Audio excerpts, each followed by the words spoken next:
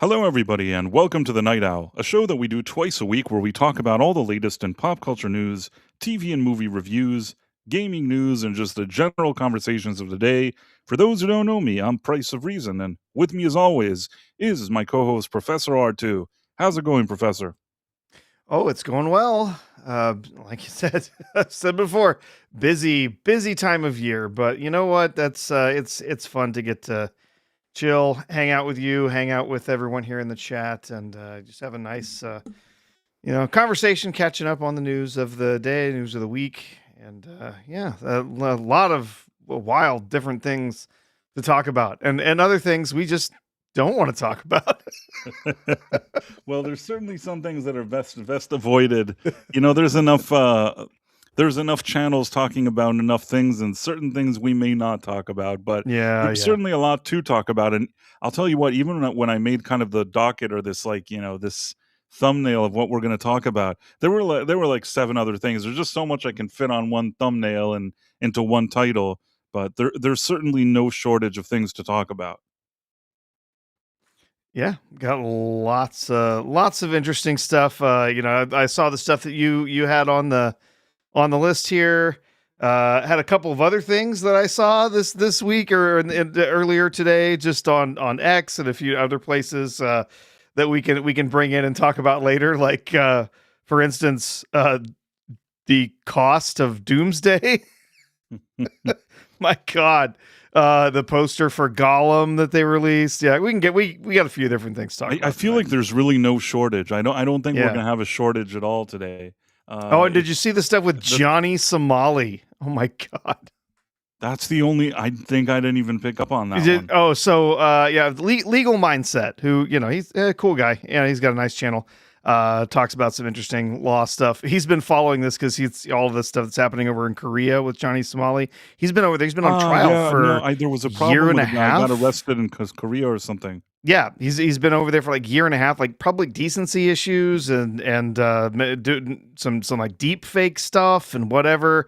And yeah, he's been sentenced to not just jail but prison with labor. I don't know if we heard exactly how long the sentence was, but they were saying at one point he was potentially for 3 years. But you know what?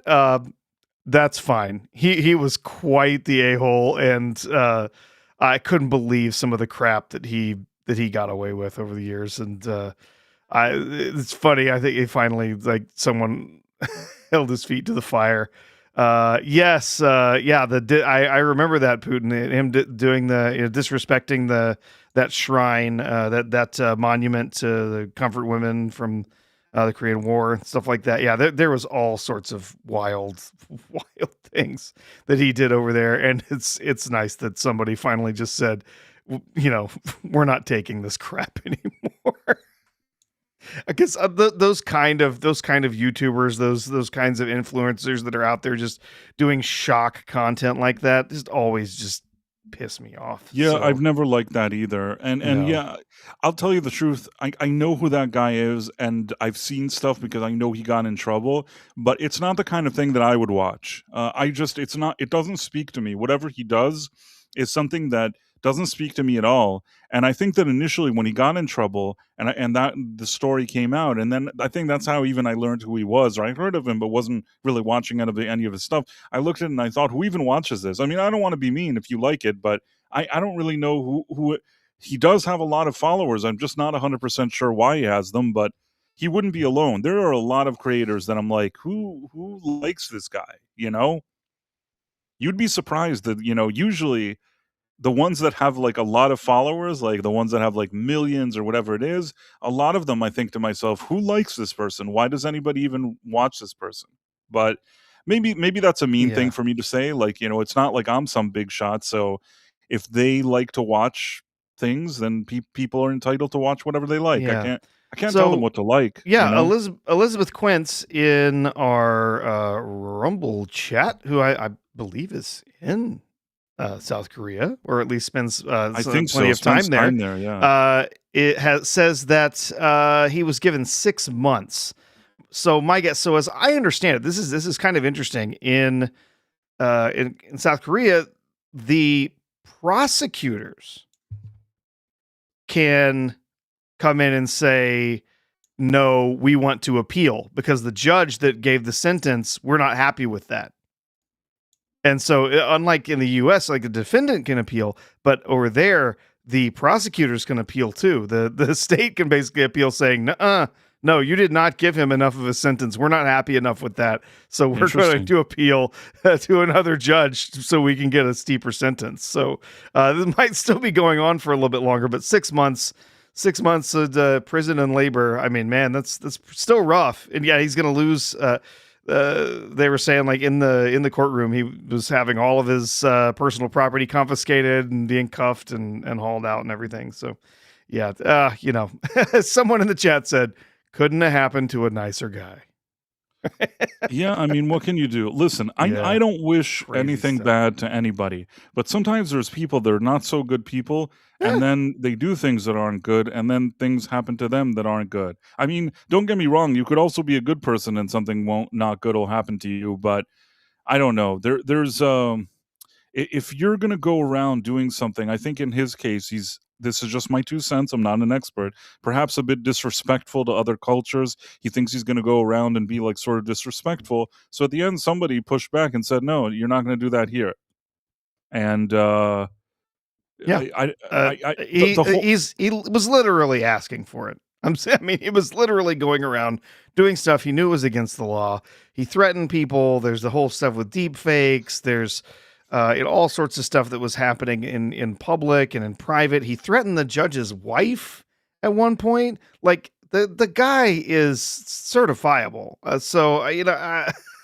mean, it's ridiculous that it has actually taken this long for him to finally face any kind of consequences. So, yeah, I mean, I don't wish ill, I don't have ill will towards, anyone in particular. He hasn't done anything to me, but he just, people like that, that are doing that kind of content, being very offensive, very disrespectful, especially to, as they're traveling in other cultures and stuff, and breaking the law in other countries. Well, you broke the law, you should face consequences. I mean, it's just that simple. So I agree. Yeah. I mean, listen, again, I don't celebrate other people's misfortunes. There's been a number of instances recently where, YouTubers have done things that haven't been so good for them. And, I don't really spend my time celebrating other people's misfortunes. But I'll say what I tell you is that I don't know. There's a saying, and I don't know if this is a good saying, but maybe it sort of applies. You can fool some of the people some of the time, but you can't fool all the people all the time, or something along those lines. That at the end, if you do things that come from not a good place in so many different directions, at the end, something from that could find its way back to you in some way. If you know what I mean. Mm-hmm. I mean, don't get me. There's people that are bad and nothing happens to them, and sometimes it could be a good person, and maybe they suffer. And I'm not saying that it's all 100%, but if somebody has a pattern of doing something, that doesn't rub people the wrong way, and at the end one day maybe he does that to a person that's the wrong person to do that to, that could be a problem in general. Yeah, I mean, he's this guy. Someone CC was like, still got to know is Somali from Somalia? No, he is not. He's an American. And he's made his name being a nuisance streamer. Someone else mentioned that. Like that's what he is. He goes to other countries and he antagonizes strangers. He pulls offensive pranks. He just does stuff to piss people off. Right. His real name is Ramzi Khalid Ismail. And I mean, he's been in Japan. He was in Israel for a while. Most recently, in South Korea, and that's where he really stepped on it. And it went south for him. So like I said, if he's gonna go do that kind of thing, he is going to hopefully finally face some real consequences. As I understand it, not only is he going to prison with labor. But he's also going to essentially, I think he's going to be, after he gets out of detention, he may be banned from the country. And he's also going to be placed on the offenders lists. Yeah, for doing dirty things. Yeah, so I see. Well, what can you do? Like I said, yeah, I don't try to. Everybody no, does whatever they do, and yeah, there's the I try not to celebrate in other people's yeah. Well, misfortunes. yeah. I mean, in this, it was of his own making, It right? was it was of his This own isn't making. yeah, this isn't something where it's a real shame he got sick or got cancer or something like that. No, no, what he's done and where he is right now, he did to himself. This I is don't wish upon you him to know have yeah, cancer. Like, you know what I mean. I don't. Like I said. I try to be a positive person. I yeah, think that that back in the day, years ago, even if somebody did something that was bad, or somebody did something that like annoyed me, and I could get easily annoyed, I'd be really upset about it. Like I'd have more than I should be, and then I'd think negative things, and I think my thought process was wrong, or I wasn't putting my energy in the right place, if that makes any sense. hmm And over time, I kind of decided to do my best to steer away from that. I'm still human. Somebody could still annoy me, and I can still get annoyed. Don't get me wrong. It's not like now I'm immune to that. But I'm just saying that generally speaking, I try to focus on whatever I do, and I can't focus on other stuff that other people do, even within our quote unquote within our field. But I think that building a good relationship with people and being nice is not it may not always be great, maybe for numbers or whatever it is, but I think it's a good way to go. oh, absolutely, yeah, by far the best way to go. Like maybe you'll get more numbers by being an asshole, but I and maybe for some people that works, but I personally prefer not to do that Yeah. as much as I Well, can. I mean, I'm not sure how the numbers have been working out for him since he's basically been kicked off of every single platform. I see. He's even been booted from Kick, and they let anybody get away with just about anything. So, but now That's he's not going to be streaming anything. He's done. So. I'm sure he'll try and get back in the game once once he gets out of prison or whatever. But yeah, whatever. I think he's toast, and best of luck to him in his hard labor while he's in prison. What else? What else we got? Let's move on from this, Bryce. What else? Something about is Christopher Eccleston that made some yes. comments. So this is really I strange. didn't see Okay. this. First of all, for those that are not familiar, Christopher Eccleston, he is the guy that basically was the first Doctor in the revival. In I think it was 2005 when that revival started. Was it 2004 or five? I think it was five. Sounds right. Doctor Who. Let's see. Was it 2005? Yeah, I think I was Yeah. right. So let's see. Let me just pull up a picture of him because he's also a character actor that's Yeah. appeared in stuff over the years. But I think that people really knew him, as the Doctor. Yeah. And let I'm me see trying to if I. remember what other stuff I remember him from. Was he in the G.I. Joe movie? Wasn't that what he I left? think so. I That's think what he he was. left Doctor Who to go do, was the G.I. Joe movie. It's possible. I mean, the truth is, from what I understand, this is what. Okay, for those who don't know, in 2005, after Doctor Who wasn't on the air since the late 80s, they decided to do a revival. And it was very important at the time to bring somebody who you believe would be the Doctor. And they brought Christopher Eccleston to do it. Now, I think that given what he had to do and to sell this role, I like him in the role. I've Mm-hmm. always liked the season that he was in, and strangely, as opposed to many other doctors, by the end of the first season, he was gone. Uh, maybe he got out other offers, like you said, but I think that the main issue here was that he didn't get along with Russell T Davies. Now, as much as I think Russell T Davies is super annoying these days, at the time he was a different Russell T Davies, actually trying to do good work. I can't argue with the results that Davies had during those years. I think that he did his job well during that time, not during these recent years, but all those years ago, I think Russell T Davies did okay. Uh, him and Eccleston didn't get along, and because of that, they brought in David Tennant to replace him after one season. But with all that being said, I think that people still think positively about Christopher Eccleston. At least I do.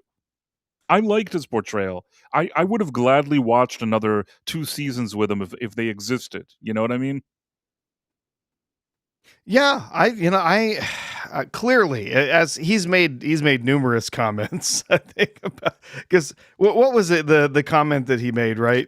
Where he said basically someone Sack asked him them. what he would do to come back. He was like, sack RTD, sack this person, sack that person, sack this person, then we'll talk. Like basically fire everyone in charge of Doctor Who and everyone in charge of television of the BBC, and then we'll talk. Because Right. he was extremely frustrated. He had some serious creative differences with some of those people, and I can't. I mean, obviously, I can't blame him. Everyone has different working relationships with different people. Sometimes they're very productive. Sometimes they're not. Sometimes things don't click, right? And he stepped away. He left. And I did enjoy his first season. I thought he did a great job. I thought he was really really interesting, charismatic, kind of a different take on the Doctor, as just about every different Doctor, different actor who's taken on the role has had a different approach, and it was unique and it was fun, and I liked him and the dynamic with him and Rose, at least for the most part. And then, when he did leave, and we got David Tennant that came in, that was also really enjoyable. I enjoyed David Tennant's run, although at this point, really hard to go back and watch David Tennant. Oh, he's so intolerable. But Yeah, yes. and then I really enjoyed Matt Smith. In fact, I was not really a big Who fan. Had not really watched. I had seen some early Doctor Who, like way back, like 80s Who, right? I had seen some of that when I was a kid, but I never really got into it. And then I happened to have a friend that was a huge Doctor Who fan that I had met. And she was like, they're so good. Oh, you got to watch whatever. And so she sort of got me into it right before the 50th anniversary. But at that point, it was rather hard to find back episodes, to go back previous seasons, until I found the right streaming service that had all the episodes on it. And then, but I really did enjoy Matt Smith. That was kind of really the first story that I really was introduced to, was with him. And then Price disappeared on us. I'm sure he'll be right back. But we had multiple different actors that played it in the revival. But yeah, Christopher Eccleston was the first. And he had some very real things to say about his experience there. And apparently he's got some new things to say as well. So did you have that, Bryce? I did in a second, but Okay. can you hear me? Because I had a weird technical issue. Yep, you're here. And tell the joke for a second. There's one more thing I'm trying Tell to a do. joke. No, I was looking to see, because I was wondering who we were hanging out with tonight. says that Billy Piper messed up her face. Listen, I think that the problem yeah. is that 20 years or whatever has gone by. A lot of actresses, after 20 years, they start doing stuff, and sometimes it's not necessary. I understand that you're not going to look at age 45 the way you looked when you were 25, but sometimes the question is if doing all these other procedures are going to help you or not, if you know what I mean. Yeah. There's some people get a little obsessed with their appearances and decide they need a little help. Yeah, absolutely. So, what's up? It's good to see CC Karaoke here. Yeah, hey there, CC. CC, I don't know where you're at, if you're on the road or whatever it is, but check your DMs or actually your Discord when you get a chance. Yep. Saw a few other people hanging with us tonight. So Saw yeah, Andy Masterson out there. oh, hey nice there, to see Andy. you too, man. What was I gonna say? That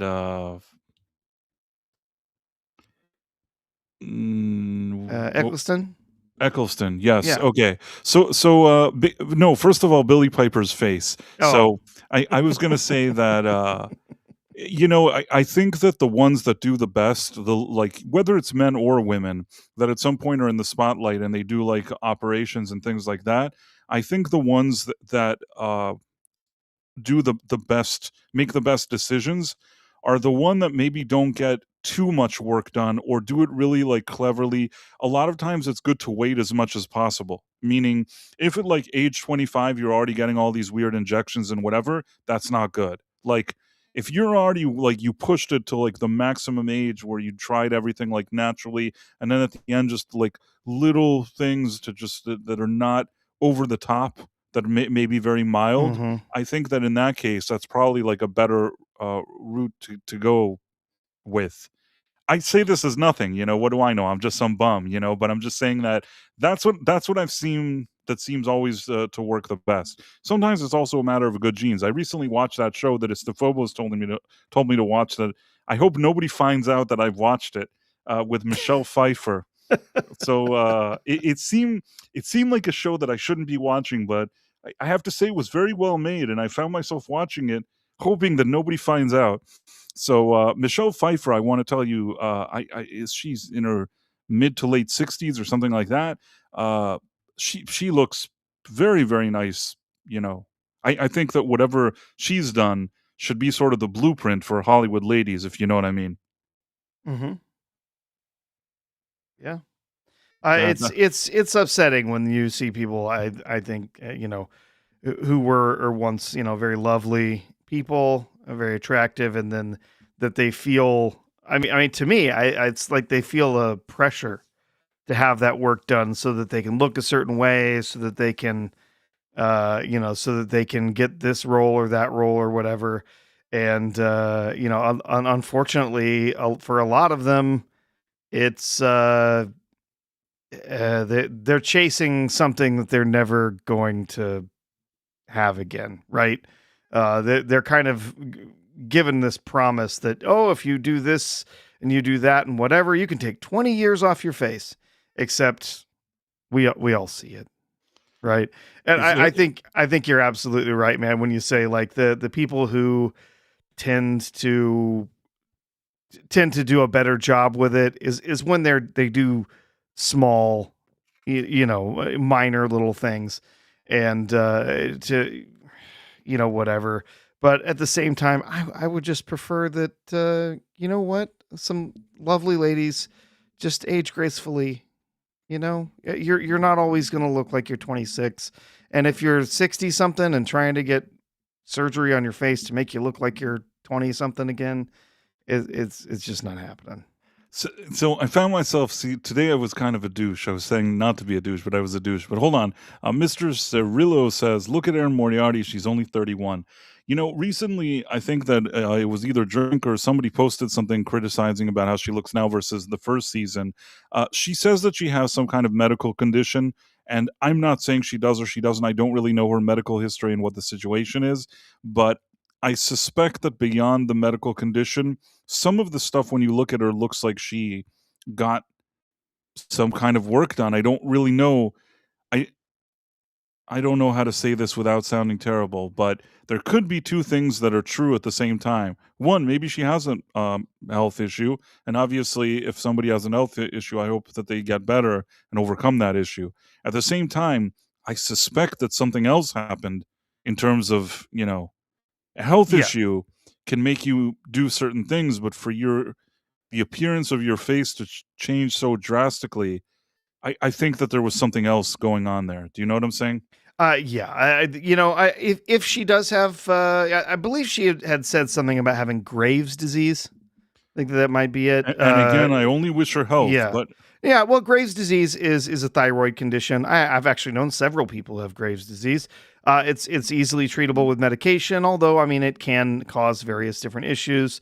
But generally, those issues don't involve changing the shape of your nose and losing buccal fat from your cheeks. Like there's some stuff that just doesn't ring true with this. Oh, I have Graves' disease. it, it, Oh, so Graves' disease changed the contours of your face and changed the appearance of your nose. It doesn't add up, and No, I'll tell it you this: doesn't. she looked really nice in the first season of that She show. was gorgeous. She was a beautiful girl next door, very, very attractive, but attractive in that sense that she looked like someone who lived down the street from you, right? She looked like a supermodel. And that was fine because that's who the character was supposed to be, right? She Right. was this this superhero who was brought up from the minor leagues into the major leagues. She was the girl next door kind of character, and so that her appearance was perfect for the role, and she was lovely. She was gorgeous. It's really frustrating to think that she felt that she needed to have some kind of whatever kind of enhancement or something for her face or whatever to look different. Some of it could be thyroid issues, Graves' disease, whatever, but it just I don't see that much drastic change happening because of that. I feel Right. like two things could be true at the same To time, as I said. exactly, And exactly. Marakstra, who I believe didn't appear that he's been here for like 19 months or something. Let me make sure that I'm looking at this correctly. Marakstra has been a member of this channel for 19 months, which is amazing. Woo. I'm really, really happy and appreciative. So he says Meg Ryan comes to mind. Meg Ryan is an actress that, if you think about it, you barely see her anymore. And Mm-hmm. I think that at some point she got like a lot of work done. It wasn't done very well, I believe. And It it's a was drastic, yeah. it was drastic, and I feel like she never leaves her house or never says anything or never does anything, which is kind of a shame, I guess, but what can you do? And yeah, how did we and the final thing I'll say is that just a few hours ago I was sitting somewhere, and there was like an old video of Madonna came on the TV from like, the late 80s or something. And I think I said to somebody, "Hey, that's Madonna when she still looked like Madonna." It was probably a terrible thing to say, you know what I mean? I'm a terrible person. It's a terrible thing to say. But the truth is, she still looked like Madonna in that video. Because today, if you show me a picture of her, I may not even recognize her. Yep. Like, you can get older, you still have to keep those kind of basic things that suggest that you're you. If you don't look like you anymore, then you've done too much. I mean, look at somebody like Jennifer Lopez. I know that she's tied to a lot of strange things, and maybe, she's not well liked, or she's not the best singer and not the best actress and all that stuff. But that lady, whatever you need to do that's the right thing to do, with like in terms of, even if she got work and stuff like that, to do it in the right amount, in the right way. I think that until now she's done a very, very good job, because I once was at an event, and I met her. I mean, again, I just want to make it clear, it was a hi hi type of situation. Like, she stood in front of me, said hi, I said hi, and that was the extent of our conversation. But I will say that in that moment where I said hi and she was standing right in front of me, she looked rather impressive. And this wasn't 100 years ago. Do you get what I mean? Mm-hmm. She may be, I don't know, because people don't like her, whatever it is. I can't speak to her personality. I can't speak to a million other things. I will say that she stood right in front of me. She did have like an impressive, presence, and looked good in real life. Make of that what you will. Mm-hmm. So Yeah. can't speak about her personality, can't speak about a million things, but I can at least give firsthand testimony about what I just said. Well, yeah, Previous I've seen some pictures of her recently, which oh yeah. So, Jennifer Grey looks fine, but she does not look like she used to. Well, in her case, she basically had kind of a, I don't know how to explain it. It was a bit of an awkward type of look, but people already got to know her that way, and that was her vibe, and that's what people liked. So, uh, when you have a certain persona and look and something that people connect to, and then you try to make it something else, uh, sometimes that doesn't sit well with people. Uh, I did once say this, and I admitted. I think I admitted it on a stream that I met her at a women's rally. Oh yeah. Yeah, I think Six was here, and she was looking for the pictures that I sent, and she could confirm. I gave information that was very specific. That even like it's a very long story, but in any case, I uh, I met Jennifer Grey, and I even have like a real life, not me and as the orange puppet, but like a real life me. I have like a picture of with her, and she was very nice in person. Although I regret going to the women's rally. To be fair, though, I didn't realize I was going to a women's rally, so or I didn't realize exactly what would happen at this women's rally. I was it was like a Forrest Gump type of situation, if you know what I'm trying to say. Yeah. Kind of like when he arrives at that rally with like the hippies or whatever it is. I feel like that's me at the women's rally. Man, I really think that like if there was an episode of my life, the episode of me at the women's rally itself would have been like a good classic episode, you know? That's all I have to say about that. That's all I have to say about that.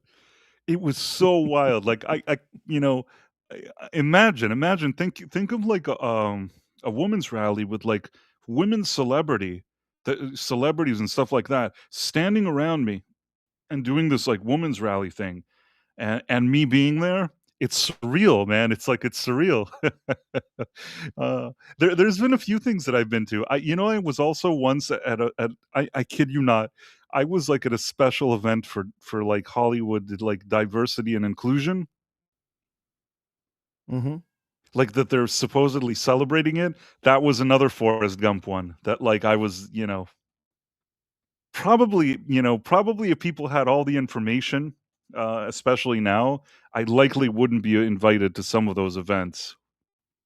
Maybe I wouldn't be invited to any of any events for that matter, but I still think it's funny. Those are two ones that like again, you could put like an episode in each one of like there was a series like one the diversity and inclusion um summit. Great, that would be great. And the women's rally. I just need like, episodes about each of those. Uh One day in the series. Price of Reason, the series. the one thing I'll say is, I think that relatively speaking, I'm relatively well behaved. I was well behaved in those 2 situations. The There really wasn't a way for me to be not well behaved because there was nobody, you know what I'm saying? Like, I was just one dude in a sea of strange things. So, I'm like the guy in in the Twilight Zone, you know what I mean? Like, they're just acting like themselves, if you know what I'm saying. Oh, sure. Yeah. Anyhow, hey, Lord Corey says Price probably got mistaken for a stud lesbian and got invited to the women's rally. It was something work related. Let's just say that, and I didn't realize to the extent how much of a the women's rally was, but very very interesting. All the pussy hats It was didn't full tell you. on. It was full on like bonkers, and I saw some like really known people there. Like it wasn't just what like Jennifer Grey was like. There were people that were even more kind of in the spotlight than her that were there. But Mhm. doesn't matter. What's it matter? In any case, what were we talking about? Eccleston, right? Okay. Yeah, Eccleston. I think we're looking for. I had seen some quotes spread around on X, but I hadn't actually seen the original story. So I'm trying to find it because I feel like maybe it was this one. Let's see if this is what I was referring to. See, this is my problem with Christopher Eccleston. That I think that he knows the truth, and that's why he said something like TV has made white middle-aged men its most toxic villains. But even right after he says something like that, he starts like walking back his own comments. It's kind of like, he's struggling with himself.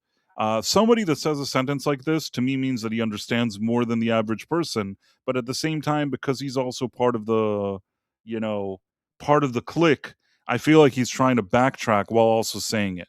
So, ugh, what do you want from me? I don't want to pay you. Screw you. Uh, I saw this and it didn't ask for money or anything. Okay, let me see for a second. Let's do past 24 hours. Uh, I almost feel like there was, okay, maybe it's this one. Price is showing us his search history. That's brave right there. That's What was searching? you were showing your search history on Google. I said that's really brave.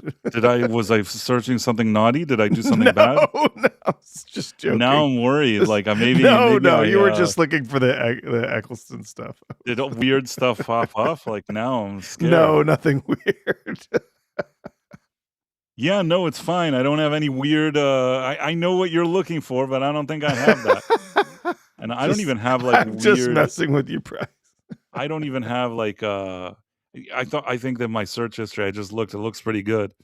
So Christopher Eccleston attacks woke TV bosses for turning white middle-aged men into toxic villains and claim they think their audiences are stupid and blistering rant. But then what he does is, he says there's a trend in drama at the moment for antagonists who are toxic, white, apparently heterosexual, late middle-aged men. But then he immediately tries to walk it back because he's about to be on some show that there's like a female showrunner, and he's like, thankfully, Julia gave this character that I'm playing that they were saying this exactly like that and placed him in a story of tragedy involving the loss of his son and alcoholism. So he's saying, yeah, I kind of look like that, like I'm one of those woke characters, but really they gave me additional dimensions, so it's fine. So this is him like doing the two-faced. Do you get what I'm saying? Like he's grabbing the headline for bashing the woke thing, but also then kind of walking it back and kissing ass to the female showrunner that just put him in her show. You know what I mean? Mm-hmm. And then also, it's a gift rule because it asks awkward questions of the audience. Then there was something with erosion of writers' culture to almost writing by committee. I've heard stories about some of the idiotic and sometimes downright hateful assumptions about the audience intelligence today, and all this other stuff. Masculinity is in crisis, and it seems particularly white working class boys who are being neglected, left to rot by governments, and targeted by the far right. So what are he's saying? He's like, well, because you did all this like woke stuff, look at how the far right has targeted all these people that you've like pushed away. He could have just said that they do that and leave it alone, but he's trying to kind of dance on to, you know what I'm trying to say? He's trying to, how do I explain it? Have his cake and eat it too. You know what I mean? Mm-hmm. So as an ex-working class white boy, I try if I can to address some of those things. Masculinity shouldn't be contingent on other people's oppression. Again, I agree with him, but he's very, very careful. And then, elsewhere, Doctor Who writer Russell T Davies warned last month that his new show is woke on a colossal scale and will be hated as he ditches the BBC in favor of Channel 4. I don't know why he's so excited. There was another thing that Eccleston said that I don't see it here in this interview, but he said something like that he liked the show Adolescence. He's like, sometimes you need good writing like the show Adolescence. I mean, the show Adolescence is kind of woke from what I understand as well. So yeah. Do you get what I'm saying? Like, on one hand, he's complimenting woke shows. On the other hand, he's complimenting like a woke showrunner, and he's kind of making peace with the fact that they made him like a white male hetero villain, whatever. But then he's saying, "Why are you doing all that? That's bad. That's bad. That's bad." And then, like, the second you think for a second he's based, he's like, "Oh no, the far right, the far right." Now, don't get me wrong. I'm not a fan of the far right, but the optics here of trying to tie all of these things together and make it political, I didn't really like that either. You know what I mean? I don't think it needs to have that additional comment about like the far right using it to their advantage. I think it should just be like, hey, we want people to watch our shows. We want people to buy tickets for movies. And if you keep telling like so many of the people that they suck, they're not going to want to see your stuff and you're not going to have money to continue to make more of it. That's what he needed to say. To start going into politics is kind of like, I don't know. You know what I mean? I feel like Hmm. he was all over the place here. I welcome the criticism. I welcome the critical side of him, but I don't love the way it's packaged, if you know what I'm saying. Oh, sure. Yeah. Yeah. Know what you mean. He could have, but he's trying to like cover his ass. He wants to make the critique, but cover his ass at the same time, and also He make wants to the get more work. That's what he yeah, wants. he wants to get more work. So on one hand, I feel like the thing about him about making the men villains and the poor writing, I feel like he means that. But at the same time, he knows that if he doesn't throw like a lifeline to some of the woke stuff, it could completely backfire. But at the end, a lot of times when you make comments like this, you end up pretty much annoying everybody because the ones that are sort of woke will see him as a guy that's like broken away from their narrative, and the ones that aren't woke are not going to fully embrace him because like there's too many stipulations in the way that he presented this. Yeah. Like if he wanted, and again, I understand if he just wanted work and he doesn't want to talk, then it's best not to talk. Just do the work and that's it. If he wanted to make a statement, he's like, I don't care about the work. I'm making a statement, then make the statement. Then say, you know what? We have to go back to doing entertaining stuff, not by committee, and stop making all the, hetero white males look bad or whatever it is. We have to stop that. And if he would have said that, I would have been like, man, I respect that guy. But now somehow, like, it's sort of all over the place. Don't get me wrong, he doesn't annoy me like Tennant. I still like, I liked him as the Doctor. I wish we would have gotten more seasons with him, but at the same time, I'm not like giving him a medal here either. Yeah. Yeah. I mean, I want to see more people stepping up and making comments like this, but maybe not backpedaling quite so much. This is a weird type of like backpedaling comment. Yeah. But you're right, people today have to be very careful when they search on YouTube. Uh, when people see their search, a lot of interesting things can come up. And you sometimes those things aren't very good apparently. True. So I've been told. That's the rumor. Uh, Doctor Who started to wind down during the Capaldi era, and then really went downhill. Just my opinion. Capaldi great, the scripts not so much. Again, and I want to also say something. You, Professor, said that you initially were watching the revival and then went back to watch the old show. Correct? Yeah, like I said, I had seen some of the original show back in the 80s. I don't even remember which Doctor I saw. I remember there was some stuff that I saw back then, and it just didn't really connect with me when I was a kid. Plus, I just sort of randomly found it. I didn't even know like where it was or when it was on. I really started watching it in the Matt Smith era. And then later on, after catching up with all of New Who, watching all of that, getting caught up on that, then I went back and I've seen basically everything that's available of the original series from the 60s on. Yeah. I went through a similar process as you. I basically, as a kid, I think that from time to time on stuff like PBS or something, they'd show it. There Yes. were random places where you could find it, and I ran into it. I believe as a kid, I saw here and there some stuff with like Tom Baker. Honestly, if you're not really in that show and you don't watch it like frequently with all the doctors and really get into the lore of it, as a kid, I probably thought it was like intriguing, but I don't think that I fully. It's not a matter of connecting to it so much as I didn't fully get it. You know what I mean? I Sure. feel like had I had more access to it regularly and I could like build more of a history of watching it as a kid, I think I would have connected to it more. But I went through a similar process to you. I did start watching the revival, like you said, probably around the time that you started watching it. And I think that then for years, like I made sure that I saw all of the revival. You know what I mean? And I was all Hmm. caught up, uh, or I was relatively caught up. I can't remember now all the details, but I will say that John the White is a guy who passed away. He was a friend of mine, and I don't know how we got to be friends online. I don't remember who introduced us or why, or we were in a group together. Sometimes you're in a group with people. Somebody knew him. I don't even know the details, but we became friends beyond the group.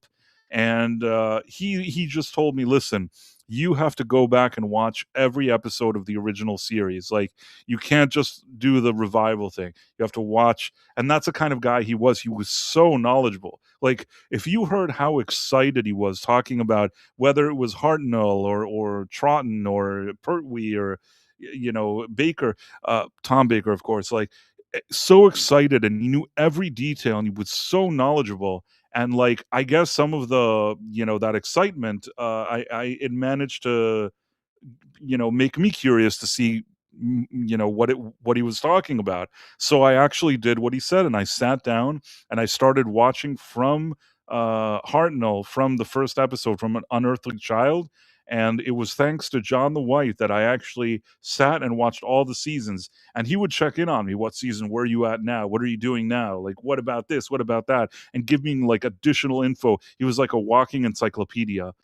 So yeah, yeah, and the thing is that, I'm so thankful because there's so much to enjoy in that original Doctor Who series. I'm so thankful that he kind of twisted my arm and told me that I had to do all of that. I'm so thankful because I love that I saw all those episodes. So that's great. And also along the way had a person to talk to about it who was so knowledgeable. And yeah, he was really nice for people who knew him. Very, very Yeah. nice guy. And I've heard nothing but good things about him. I was not somebody that I got to know, but I've heard nothing but good things. he was genuinely a good guy. And I feel like, and I always say this, that in the final months, he was sick for a while, and I knew it, and I would check in on him from time to time and say, like, "Hey, just out of the blue, hey, how are you feeling? What's going on?" And he'd give me like a lot of details, and we had like really good, conversations about it. And, Yeah. and I thought, I knew that what he had was not something that he's gonna be around for a million years, but he seemed to be fighting it in a way that I almost took for granted. He just initially I thought that he didn't have a lot of time, but he just was here more and more. And for a second, I just kind of thought, oh, he's here. And it was a few months that I was very, very busy. And I didn't reach. I always say this. It always bothers me. I didn't reach out to him. There were a few times I'm like, oh, I got to check in on him and see how he's doing, and I didn't do it. And then one day I just saw in one of our groups that he kind of very suddenly, there was something that happened. He went to the hospital, something bad. Then it all kind of deteriorated quickly, and he passed away. And I felt really bad. I felt like it's fine. I did all that stuff prior that I would check in on him, but I should have done it, if at least like in those final weeks I would have done it, I would have felt better, but I don't know. Hmm. What can I do? I mean, I'm just Yeah, you have those. We've all had those situations, I think, where you kind of regret, having not reached out to somebody, having not contacted somebody. I've, not this is not something I personally have dealt with, but I had a friend who dealt with survivor's guilt for years because he lost a friend of his who unalived himself, and he, for years he felt guilty because he felt he should have recognized, what this other guy was going through, and he didn't. And we have those situations like in life where we just kind of regret those But for things. me, it's just like But I did yeah, recognize and I did talk to him, and I feel like I'm at peace with everything I did except for that, that final month. If I would have just reached yeah, out because I intended to, it's just he gave me the impression all the time that he's doing well, even though I guess he wasn't. And I kind of took it for granted, and I needed that minute to do it, and I didn't do it. And again, even if I would have done it, I still would have felt sad. And like, it's not that conversation would have been anything spectacular or special. I probably would have just checked in to see how he was feeling, and he would have told me, "Oh, I'm doing whatever," and he probably wouldn't have said much even about it. But I don't know. I just wish that I'd talked to him one last time in that final month or whatever it was. But not yeah, much I can do. In any case, don't want to bring everybody down, so I'll go back to the thing. I ended up watching all the classic Who. I've watched all the new episodes, and as far as the show, I know this because of John the White, that around 2011, the BBC started getting complaints that there's like they're not kind of before woke was a word, there were sort of like organizations and people and whatever trying to complain that they're not quote unquote woke enough, even though the word didn't exist there then. But that's basically sort of the Sure. complaints they got. So, in an effort to kind of make it seem like they're not like that, they started really pushing this kind of ideology, all these ideologies, in what seemed to be a huge overcorrection. You know, uh, Sure. I mean, maybe if you were dicks before, you don't have to be as dickish as you were, but that doesn't mean that you have to go like, bonkers with it. You know what I mean? Like uh, you could be nice to people and have like more decent and more quote unquote representation or whatever you want to call it. You don't have to go like become all wacky about it. So they got all wacky about it, and Doctor Who became like a huge flagship you know, woke show for them that they pushed all this stuff in, and you really felt it in the Capaldi era. You really felt it during that time that something had changed. Because if you take like the Yes. first season of Capaldi, I think it's fine. I think I always say this: once you see Bill introduced, that's the turning point. That's when you know that the show is really being infected here. By you want to call it by the woke virus or whatever you want to call it, and from that moment on, the only thing that really holds together Capaldi's era is Capaldi himself, that gives such good performances. Maybe Stephen Moffat still is a halfway decent like showrunner and writer, has some decent ideas, but you could tell at this point that he's being pressured to include a lot of things that maybe otherwise he wouldn't have included. And he is at the end. People are like, I was in a few chats recently that people are like, oh, but look, like Moffat pushes back. Moffat doesn't push back. Moffat is a company man. Maybe deep down inside he knows that they're annoying and there was all this woke stuff, but that doesn't mean he doesn't play ball. Even when Russell T Davies came back, he made gave in a few episodes, and those episodes were between you and me kind of shitty. Some people say they're not as shitty as some of the other ones. Well, kind of a low Mhm. bar. Oh yeah, yeah. Really, yeah. Capaldi. The first couple of seasons with Capaldi were all right. When they started doing the weird stuff with Clara, and then then moved on to Bill. No, yeah. After that, it just gets awful. And there are some even when Jenna Coleman was still there. There were some terribly written episodes.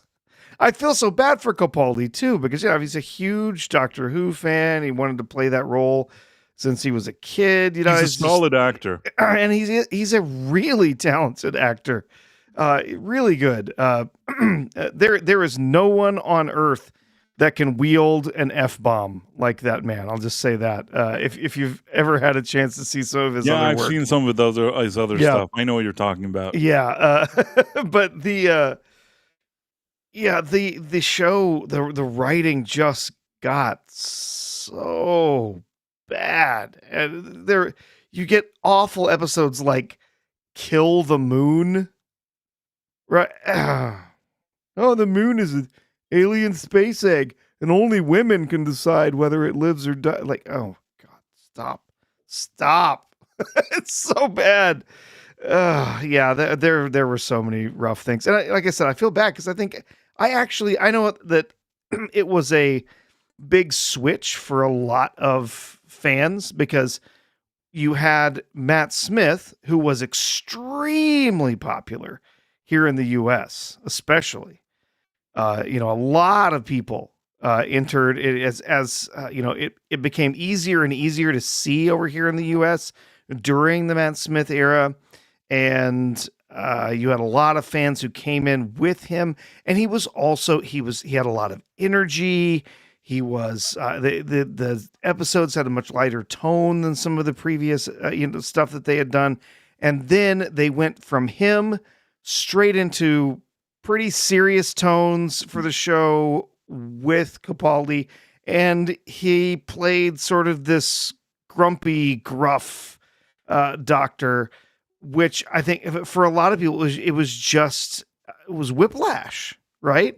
Like we started loving this show with this sort of quippy, fun, really energetic version of the Doctor, and now we've got this really grumpy, sad uh, version of the Doctor played by an old guy, And you know what? I liked it. I liked that take on the Doctor. I was fine with that because I had already been going back and watching some of the earlier stuff, and I had seen some of the different takes that different Doctors had, and I was okay with it. I didn't mind. Plus, I just thought he was a really good actor. But man, the stories let him down so Yeah, much. there was a real discrepancy. I just want to read this comment by Elizabeth Quince. It's a friend of the channel. Price, my unsolicited advice, as you keep bringing this up, is to atone by reaching out to someone now. You can uplift someone in his memory.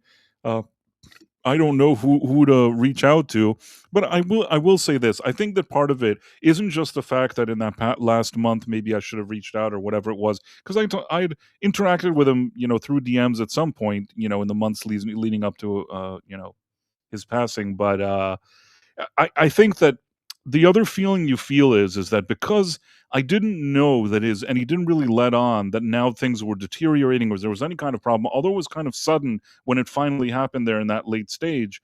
Uh, I think that I'm sorry that I didn't have a conversation that I thanked him, for showing me all that stuff, for all the great conversations I had with him. And even if I did check in on him, I don't know that I would have said all of that to him. So maybe it's just a strange feeling that I just he was just kind of gone suddenly and I didn't know what to say, and I felt like it's too bad I couldn't say something to him, but you sometimes don't get a chance to say that something anyways. I kind of felt that way with Klobby as well, Yeah. that I wish I would have said, told him that I appreciated him when he was around, because I was on streams with him twice a week, and we were, becoming friends, after about a year of us doing like all these streams together. I feel like we finally were really kind of on the same page, and I didn't have that moment where I could say something positive to him. And sometimes you don't get that moment. I mean, sometimes we just take people for granted. They're just in our lives and we don't really think. And then later you kind of feel like, man, I wish I would have said something. But I don't know. I guess that's a part of life. What can I do? Yep. Yep. Anyhow, Yeah. And it mentioned in Club, people in chat saying, yeah, he passed away. We lost him way too soon. it Yeah. was It so was sudden. very tragic and sad. Yeah. It was The so way that sudden. we I was lost on him. a stream Yeah. with him a few days earlier, and it was like Hmm. it didn't even register. Like I couldn't even, fully. It took me for some time to even realize. I don't know. It's just all very. I mean, again, not that in both cases these were bad, but I'm saying it in John the White's case, I at least knew he was sick, and it lasted for a long time. So maybe I kind of took for granted that he seemed to be fighting it. But in the case of Klobby, it was all so sudden. Like we were doing a stream 1 minute, and within, could be like 72 hours later, the guy was gone. So Yeah. Yeah. It's true. Yep. Well, we never know when that time's coming. It's, no, you never do. I mean, and what can you do? I mean, and I think that no matter what, you'll always feel bad. You know what I mean? There's no way that happens, and you don't have some kind of feeling that's not a great feeling. You know. yeah. Yeah. But again, that's a part of what it is. I don't know. I'm sorry. I didn't mean to No, bring it's okay. everybody down. Yeah. Yeah. So Christopher Eccleston is a two-face. That's what I was trying to say in this whole That's story. pretty much what we were saying. The conclusion here, forget about all the sad stuff. And I think that both John the White and Klobby, who both like Doctor Who, both people that I talked to about Doctor Who, would both agree that Christopher Eccleston was acting like a two-face here. I'm sure of it. They would both acknowledge that. So at least that. Asked NPD wife what major change after 9/11. They said they never got off the phone saying, I love you. I see what you mean. Yeah. Yeah, I think that makes sense. Mm-hmm. In any case, so we went over that, right? We talked about Doctor Who and about Christopher Eccleston. What else was on our docket today? Let's see. Panic over Paramount's WB sale and among the Hollywood people there. Okay, I'm going to find that right now. Yeah. Because there have been some interesting articles. Oh yeah, there have. Hold on one second. There's been a number of different think pieces. So let's start with this one from Variety. which is such hypocrisy. All this stuff. So basically, now Joaquin Phoenix, Ben Stiller, Kristen Stewart, who I saw at a party, and since then, I feel like Kristen Stewart should not be lecturing anybody about anything. After seeing her at the party, I think she should sit this one out. In any case, Joaquin Phoenix, Ben Stiller, Kristen Stewart. Uh, who's shoving all these commercials? Okay, and 1,000+ Hollywood names oppose Paramount Warner deal in open letter, block the merger. Now, the thing is that when Netflix said that they were going to buy it, I don't remember any of these people being up in arms. When Disney bought Fox, I didn't see anybody up in arms. You know what I mean? Oh no. For some reason, when there's a company that's known to be more kind of woke and more, far left leaning or whatever you want to call it, they seem to really embrace any merger that has to do with them. It's just suddenly this Paramount thing, they're all up in arms. It's out of some of these names, some of these are disappointing. Like Joaquin Phoenix, honestly, I think he's a decent actor. I like his acting, but man, stay out of the politics stuff. You seem like a weirdo. You're like a weirdo artist guy. You're fine in movies. I really don't need to hear anything beyond that. Like, you know, you're not my like moral compass or anything like that. Ben Stiller also. Ben Stiller used to be pretty amusing. He made Tropic Thunder. He did some stuff like back in the day. There's some stuff that I even saw him in that would make me laugh. Now every time you see him, there's some kind of politician thing. Like stop with all the politics. Nobody gives a shit. Kristen Stewart, I don't even understand this.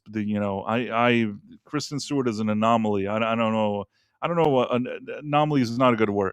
An enigma. I think more of an enigma. I don't really get Kristen Stewart. I don't know what she wants. Weirdo, freak. There's a lot of possible words for Kristen Stewart. She's a strange one. Yeah, strange one. She has gone just completely off the reservation. Absolutely. She's gone from like she was just sort of this darling that everyone loved in Hollywood, and now like she's like I'm a lesbian and I'm gonna get in Donald Trump's face about being a lesbian. And I was like, what? Like, why would he care? I don't. I was the first, by the way. I don't like to take credit for so many exclusives here. You were the first to call Kristen Stewart a lesbian? Wow. No, I was the first to realize that she was one. Because of the story. Well, like I told you that I went to the party and she was there and like the whole situation with her. I'm not saying that I was the first. Probably other people knew. But I'll just say that very early on, I was like, in the know, completely by accident. In any case, what happened was, so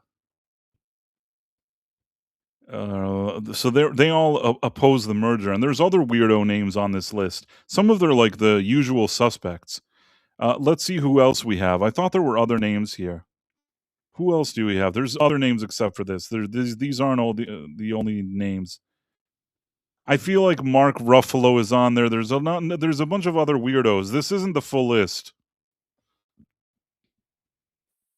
Oh, okay. Here, are you ready? There you go. So some of the names here: Adam McKay. Adam McKay used to be, do stuff with Will Ferrell. Again, he dealt with funny stuff. Now he's like, complete weird politics stuff. Alan Cumming, I always forget who that guy is. What does he do? Oh, Alan Cumming. Isn't he British or something? Yeah, he was. Trying to think of what roles he's had. I mean, he's Scottish. Yeah. Oh, yeah. He was the nerd programmer in GoldenEye. He's been in a whole bunch of other stuff. Yeah. I'm trying to think what else. If we have to struggle to think of where we've seen him, I feel like it's not such a big name. Was he Nightcrawler in the X-Men 2, I think? Was that him? Maybe. Alyssa Milano has not appeared in anything in millions of years, and if she appeared in something now, I wouldn't want to see her. Is she trying to say she'll boycott Paramount? Because honestly, I have no issue with that. Alyssa Milano, like I'm sorry. I will say this about Alyssa Milano. In her youth, when she was like a young lady, when I was growing up and she was like on Who's the Boss, and later even when she was on a few of those kind of shows, even like Charmed or whatever, she had a certain demographic she appealed to. She looked pretty nice during that time, and she really embraced the whole kind of thing that men like her and whatever. Then as she got older and maybe those kind of that well had dried up of roles or whatever it is, she started becoming this bitter lady that wants to talk about like uh, the kind of the Me Too movement, whatever it is, and that's all she talks about all day and all night. She kind of figured that she'll go against all the people that she built her fortune on, and now she hates men and all that stuff. Couldn't care less about her. I don't think she's especially smart. The fact that you're like, Hmm. when you were young, you were a relatively decent looking, lady in your youth, uh, really doesn't give you like any tools to tackle political issues or whatever. That's my personal opinion, of course. Can do whatever you want. So that's Alyssa Milano, who I don't care about. Boots Riley, I don't even know who that is. I feel like Thanos now. I don't even know who you are. Like Boots Riley, who the fuck is that? Sorry, I Sean. don't even know Bryan who you Cranston, are. another guy. All the people that I met at parties are all signed on this thing, Professor. Yeah. Oh, yeah. And Cranston, he's part of the Malcolm. Have you heard about the Malcolm in the Middle Yeah, reboot? yeah. I didn't watch it. I honestly, even when the No, I when the didn't re- watch it. My son was like, "Hey, look, Malcolm in the Middle." I'm like, "Nah, no, we ain't watching that." I mean, even I totally get it, but even the original show when it was on, I was kind of lukewarm about it. People loved that show, and I was like, it's all right. It Like, was. I really enjoyed it early on, and it kind of wore out its welcome later. I feel like we kind of tapered off near the end of the show yeah, yeah, watching it. I could see that. Even in the earlier show seasons when people liked it, I wasn't even a big fan of it. I watched some episodes here and there. I tolerated it, but I didn't love it. Cynthia Nixon, since Cynthia Nixon is the biggest sham ever. She first of all, I was never a huge fan of Sex in the City. It's a show that when it came out, I thought it was a bad show. Uh, Sort of normalizing the worst things, in my opinion. Meaning, a lot of I'm going to get in trouble here because I know a lot of ladies like this. I've dated women who love this show. Okay, I understand women are entitled to love whatever they love, and I know they love Sex in the City. But my impression of Sex in the City is that it taught like a whole generation of women that those ladies are like a good like quote unquote moral compass of ladies in relationships, and usually they were kind of bitchy, you know what I mean? Sure, Like sure. I don't know how to explain this to you, but I don't like those ladies. Like the characters, I have nothing. I don't know the No, actresses. I don't like the things. Now, at least Kim Cattrall, she was established in the industry, and she looked decent. Uh, what was her name? I couldn't. I think Kristen I have Davis. seen. Kristen I think Davis. I've seen Fuck, one I did it. episode of that Kristen show. Davis. Uh, Kristen Davis played Charlotte. Kim Cattrall played Samantha. First of all, those were the two ladies that looked the best on the show. I thought that they looked fine, and if nothing else, I didn't really love their characters. At least, like I thought that they at least looked nice. It's better than nothing. Sarah Jessica Parker, not my cup of tea. Never No. really, never really bought into the Sarah Jessica Parker hype train. Not my cup of tea at all. I mean, she's not the worst actress, I guess, but there's really nothing about her that I find, especially appealing. Just me personally. That's my personal opinion. Yeah. And then It's what it says. Not our demo. That's it was not for our demographic. It's not not not something for we our were demographic, we but were I there to will say watch. Yeah. this: out of all of those ladies, including Sarah Jessica Parker, without a doubt, the lady that like you didn't even know why she was on that show was Cynthia Nixon, who was like the redhead. She Yep. didn't look good, wasn't especially good as an actress, contributed nothing to the show. Like I unfortunately, and I probably have told you this before. I was once in a relationship for like a long time, and the lady I was with, she loved this show, and every day I guess they showed an episode of it at different times. I don't know. I ended up watching every stupid episode of this awful show. it pains me to think. Not only that, I was in the theater. I had to go with her to the theater to watch the movies. They later made movies, and I had to say, I can't believe it, Professor. I had to sit in the theater and watch those shitty movies. Sorry, Sean. And I'll tell you this, I've tolerated a lot of things. Cynthia Nixon is not a good actress. She out of the four of them looks the worst. She's not a good actress. Her character is annoying. There's like no redeeming quality.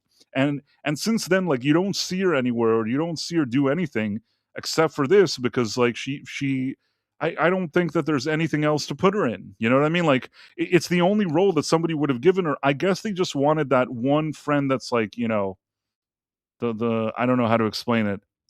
The one kind of unappealing friend. The ugly friend. I guess that's what they were looking Yeah. for. Yeah. Again, Well, hey, ask women about their friend groups, and you're going to find a lot of them. Like, they've all got the one that is there specifically to help boost their egos. Jason Webster said, "Oh yes, he's always quick with genuine praise where due. I thought you meant me, but then I saw you were saying more people in Hollywood should follow Keanu's example. I'm quick with praise. I gave praise to somebody somewhere. Who did I give praise to, Professor? Yeah, don't you don't have to answer that now. I'm sure you praised somebody at some point. Right. The other thing is, Cynthia Nixon started off the show. I think she was just like married, and she was like, to a man. And then while she was making the show, she discovered that she now wants to be with women. She went through like a Kristen Stewart process, and today she's like a kind of far left weirdo, or whatever it is. The Kristen Stewart process is what we call it now. That's the best way I could say it. It's the Kristen Stewart process. So she went through it as well. I guess there's like one route in Hollywood where you go through that process, whatever it is. Although we're soon going to get here. Damon Lindelof. I'm sorry. I want to be nice. Damon Lindelof can go fuck himself. I'm sorry. I didn't want to say it so harshly, but who the fuck? Why do I always see this guy? Like, his name pops up. What did he do? He was one of the people that made Lost with J.J. Abrams. Like, who? Yeah, gives a and then shit? he made what was the other thing that was it The Leftovers or something? Was that Damon Lindelof? Another boring. I didn't even like that show. I didn't either. I was bored as hell. Nothing to say about Damon Lindelof.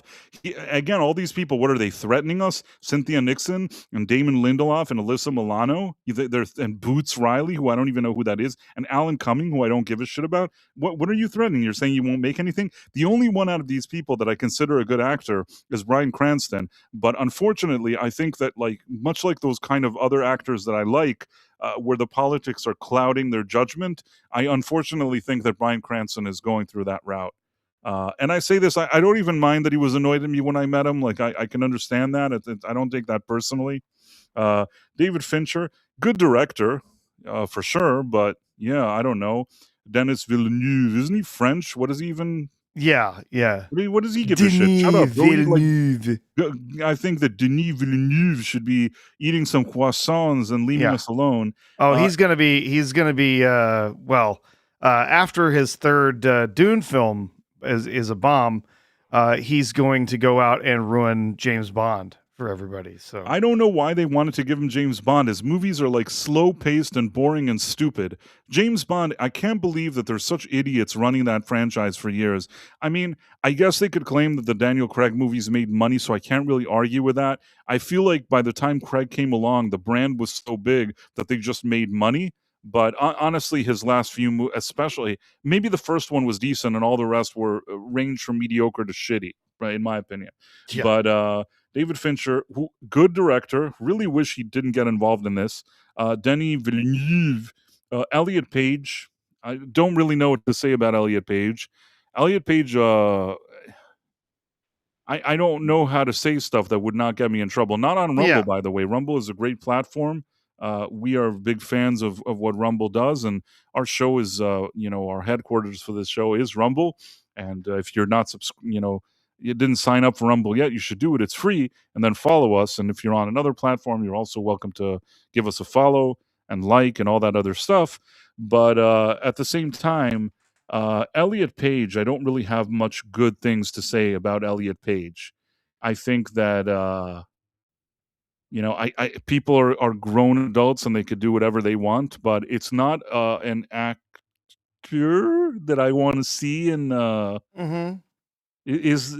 actor. Is that what I'm supposed to say? I don't want to see that Well, yeah, person. actors serves perfectly well for any gender. Ah, That's considered to be I prefer. acceptable. You could call anyone of any gender an actor. Yes. I uh, would like to. What I'm going to say is I don't think that I really am craving to see Elliot Page in movies personally. So no loss for me. Glenn Close, good actress. I'm not going to say that she's not. She's a veteran actress. She's a good actress, but you know, what can I do? I'll accept the fact she doesn't want to do anything. She doesn't have to do it. Jane Fonda, it's fine. I don't need her in my life. J.J. Abrams, how they used to have those like, oh, take my wife. No, no, take my wife. That's how I feel about J.J. Abrams. take take him, take J.J. Abrams. You can do whatever you want with him. I don't give a shit about J.J. Abrams. Jason Bateman, I didn't hate the guy. I'm sorry that he got involved in it, especially that his sister Justine is usually kind of more based. Yeah. Uh, John Leguizamo. John Leguizamo back in the day, I didn't, mind him and stuff, but over the years, he's become so whiny all the time. And every single little thing, just annoying. Lin-Manuel Miranda, not my cup of tea either. And, No. there's something about him that I don't love. It's fine. Uh, some people like him for his Broadway stuff. Really wish he would have kept whatever he does on Broadway. On Broadway, you can do like Hamilton, and you can do all that kind of stuff that you do there. And maybe it's fine for like a Broadway show. I think the problem is once people saw his Broadway show and tried to like import that kind of woke and apply it, to historical dramas. You know what I mean? I think that wasn't that good. And also, he always gives me this kind of feeling that he's kind of a douche, but I could be wrong. Maybe he's wonderful. He seems like a douche, but I don't know it. So I'm not saying he's a douche, Professor. I'm saying that if I have to guess, if I'm at a casino and I have to gamble at the roulette table, if he's a douche or not, I'm putting my chips on him being a douche, but I don't have any evidence to support it. It's just like based on a gut instinct, and the gut instinct could be wrong. And here at Price of Reason Studios, we do not take responsibility for any views that we have. Next, who do we have here? Margaret Cho. If you're playing your chips at the roulette wheel, you're putting those chips on douche. Douche. Yeah. Complete douche. I'm sorry. He just seems that way. Like he seems like that. No. And I feel like I agree. I people, agree. most people would put their chips on him being a douche. Margaret Cho. I struggle to even remember what this lady Talk does. about irrelevant, right? Like this Right. is somebody who's a comedian for like the last 20, 30 years, has never been has never been someone who was ever particularly influential or important. I'm sorry. It's just who cares what Margaret Cho has to say? So many people claim to be comedians, but then they're not funny, and that happens even outside. Not only on the far left, it happens also on the far right. To be honest, there's a lot of that would be a very good descriptor for Margaret Cho, I would say. I don't get it. There's a lot of people that they're like, we're comedians, but then they're not funny, so they become ultra political or whatever it is. Mark Ruffalo, again, feel the same way as I did about J.J. Abrams. If I never see Mark Ruffalo in another movie, if like every time I go to a movie he's not there, I don't have any issue with it. I'm not saying that I want anything bad to happen to him or anything like that. I'm just saying that I don't need to see him in movies. Generally speaking, when there's a movie and he's in it, I prefer not to see it. Recently, I told you this, there was that movie 101 Crime with Chris Hemsworth and Halle Berry. Now, I realized that movie wasn't great, even just by the trailers or whatever it is. It seemed like a silly by the numbers kind of murder thing. I don't know what it was. But you know what? Sometimes I'm okay with that. And I got a special invitation to see an early screening of that movie so I could see it before it came out. And I didn't go because when I looked at the poster, I saw Mark Ruffalo was on it, and then I said, I don't feel like going to see it. It's so weird that Mark Ruffalo, for me, he was like third build. It was like Chris Hemsworth, Halle, Berry, and Mark Ruffalo. Like, and even I think now they're showing it on Prime, or I don't know what it is. They're showing it somewhere else. Didn't even watch it there. I didn't watch it anywhere. Like Mark Ruffalo, for me, I just it depresses me to think that I'll have to see a movie and he'll have to be in it. I'm not canceling him or anything. Like, it's fine. He can work as much as he wants. It's just like I don't really rate him much as an actor. Before I kind of tolerated him, but now I don't even feel like doing that. The only thing that's really kind of a downer is that the next Spider-Man, I'm going to watch it because it's a Spider-Man movie. I don't know if it's going to be any good, but I'll watch it. And unfortunately, Mark Ruffalo is going to be in it, so I guess I'll have to put up with Ruffalo for whatever scenes he's in that movie. I hope he's not in a lot of scenes. If that movie is like heavily based on Ruffalo, it's going to really annoy me.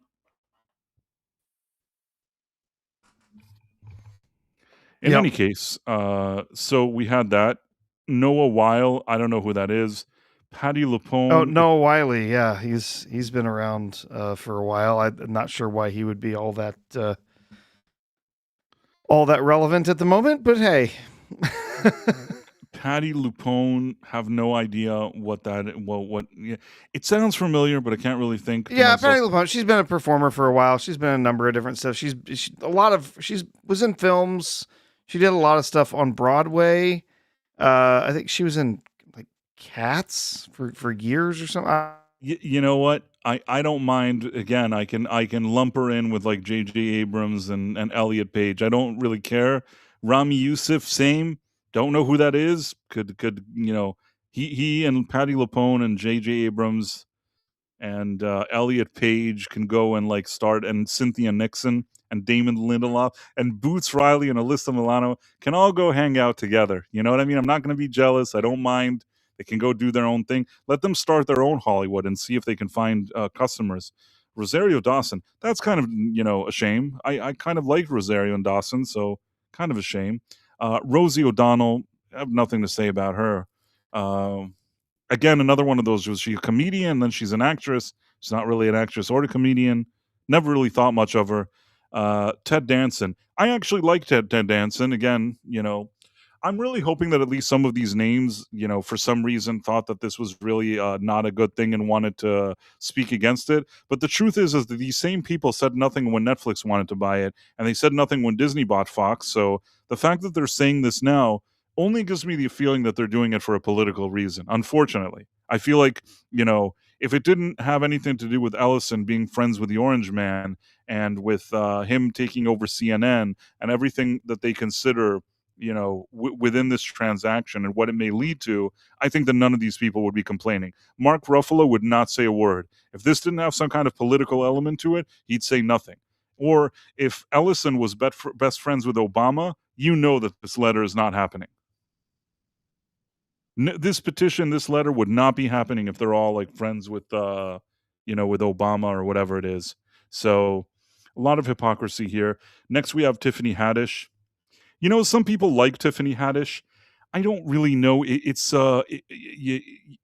kind of whatever humor she has. It doesn't tickle my funny bone.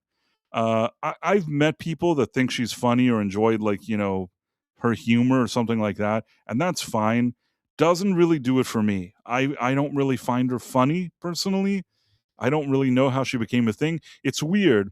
She kind of became a thing quickly, and suddenly they wanted to put her in a bunch of movies. Then there were some scandals about her, behaving suspiciously in some suspicious situation, and then a lot of people came and had to do a lot of sweeping of a lot of stuff under the carpet.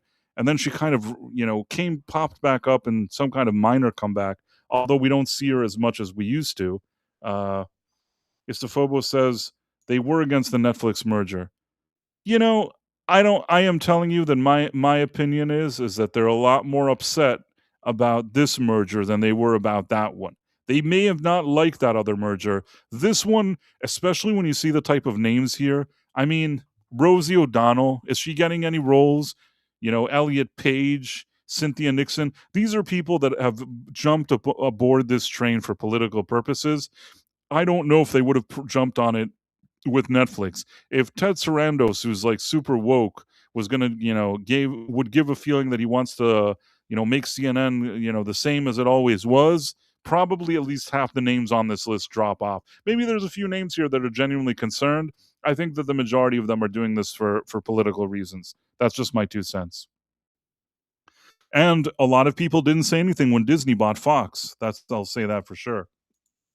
So then, what else do we have? Tiffany had Tig Notaro. Come on.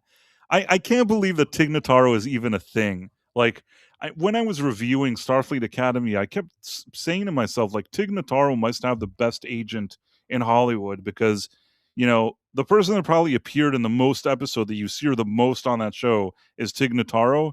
And I'm not 100% sure why. Like, again, that's another, I think she's a quote unquote comedian too. All these wonderful comedians that have never told a joke. Tig Notaro. Then we have Yorgos Lanthimos. Don't really know who that is.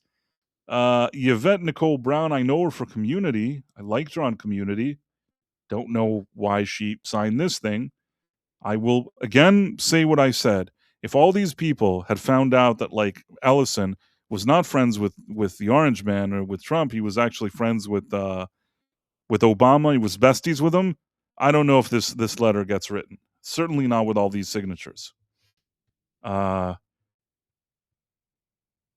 Watchmen creator Lindelof, who is currently under an overall deal with Warner Brothers Discovery's HBO, explained his reasoning for signing the letter. Noting he does sort of know my potential new boss, David Ellison, and calls him a bright, ambitious, and passionate exec who loved movies and trusts the people he made them with.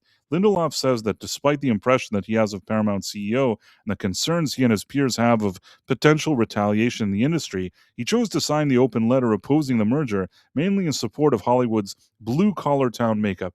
Oh, shut up. You guys don't care about no blue collar. And I'll tell you something. I've said this before in a story that I didn't give you the full details, but I have told you before. J.J. Abrams does not care about any kind of blue collar workers. He doesn't care about anything. There's nothing good I can say about J.J. Abrams aside from he's a hypocrite, and not everything I can say that I've seen, like, more, firsthand myself. Again, this is my personal opinion of the man. Maybe, here at Price of Reason Studios, we're very careful about things we said. This is opinion. My opinion is that J.J. Abrams is the Hamburglar of Hollywood. In any case, Lindelof is basically in the same boat as Abrams, and probably in 2 seconds he thinks that he already probably was given a hint that Ellison plans to drop him in all of his slate of shows. Maybe that's why he signed this thing. So on one hand, he's trying to, like, if he gets fired now, which probably his own management told him that he's about to get fired in 5 minutes, instead of making it seem like he got fired because his shows were crappy and he was a hack and an idiot, in my opinion, of course, this is my opinion. No, I'm not saying it's reality. I'm saying I believe that. Instead of doing that, now he's like he's a man of principle. Same with J.J. Abrams. J.J. Abrams has been downsizing. He's running away. He's going to different places. All of his shows were canceled. Nobody wants to work with him. And at the end, after all of that, he's like, "No, I'm going to fight the system now for the blue collared man." Shut up, buddy. You're not fighting for no blue collared man. Yeah. People that are going down anyways, and they're like, nah, let's show that we stand for something. Yeah, if Ellison had called you prior to this letter and given you, like, J.J. Abrams revived his $250 million agreement and gave him a check for like $50 million, J.J. Abrams would not be signing this. The only reason J.J. Abrams signed it, because what does he care now? He can at least make it look like he was like a matter of principle. Like, I didn't even care about that contract. I always planned to leave. Same with Lindelof. Two slippery, in my opinion, slippery douches that have been doing this kind of stuff for years. Never trusted either of them. It's thousands and thousands of grips and gaffers, drivers and decorators.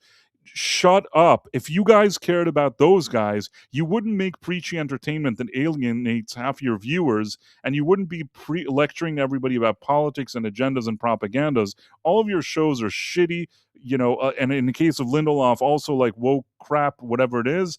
You don't get to pretend you care about the blue collar workers now. If you did, you wouldn't have done anything that you've done, and neither would all these other people that signed it. This is like hypocrisy at its finest. Builders and boom operators, camera teams and caterers, and they're all about to get fucked. Dude, you don't care about any of these people. Hollywood mergers mean fewer movies and fewer TV shows, and that means fewer jobs. When two story backlots are owned by the same company, the outcome is intuitive. One becomes a ghost town. I'm scared, but I'm not a ghost. And a fight is already lost if it's never fought, so I signed proudly. I understand why many of my peers have not. Trust me, I'm more of a puker than a stormer. But these boats are heading for the beach, whether we like it or not.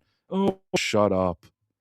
I think this guy, I have so little respect. I didn't have any respect for Damon Lindelof even prior to reading this letter, but now it's somehow if I had like no respect for him, now it's like negative respect. You know what I mean? It's like he's in the minus of respect now. He was on the zero. Now it's like could there be negative respect? I don't know. I don't know if such a thing exists, but that's what I'm feeling towards Lindelof for now. Then there's negative respect. Negative respect. That's what I feel. I mean, that disrespect. I mean, that's. I guess, but it's not that I'm actively disrespecting him as much as like I think he, and this is my personal opinion. I personally think that he's a weasel. Then the other thing is, in their letter, they're saying, fortunately, someone is doing something about all this. California Attorney General Rob Bonta and his colleagues in other states are reportedly scrutinizing the merger and considering legal action to block it. We are grateful for their leadership and stand ready to support all efforts to preserve competition, protect jobs, and ensure a vibrant future for our industry, for American culture, and for our single most significant export. There is so much twisted, weird crap here. First of all, you'd think that a guy that's the California Attorney General with the kind of stuff that's being uncovered in California would have a lot of things that are more pressing than this thing here right now. This thing is a weird thing for him to be so heavily involved in addition to all of, and again, I don't remember when Disney bought Fox that everybody was up in arms. You know, I will say that if Ellison owned Disney and Ellison made those purchases, they would all be up in arms. Do you get what I mean? It is very clear to me that the reason that they're doing it is not just, yes, on the surface, they're going to go with where it's too bad for the industry. How dare you? And they're going to say all that stuff and do all that like kind of Greta Thunberg. But at the end of the day, I think that it really matters to them who Ellison is and what he stands for. And that's what they're going for here. All the rest is just bullshit. Some of them, I know what it is.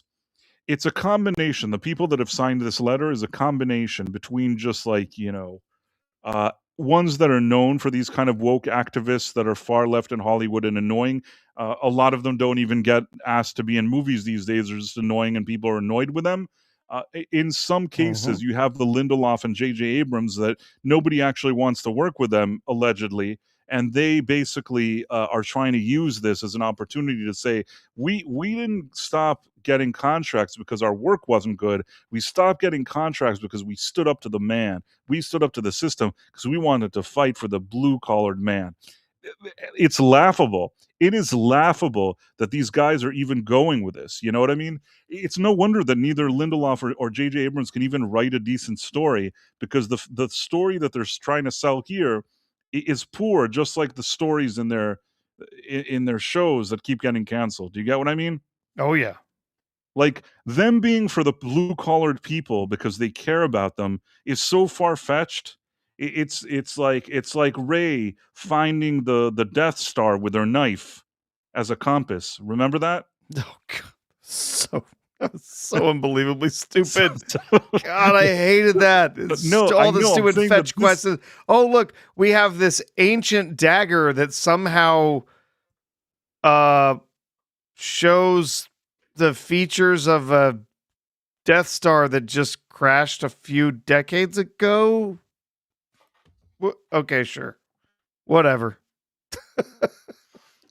He said he turned the Greta into a verb. You know what I mean? Yeah, fighting against the man for the blue-collar workers. This is so ridiculous. This is the biggest joke ever.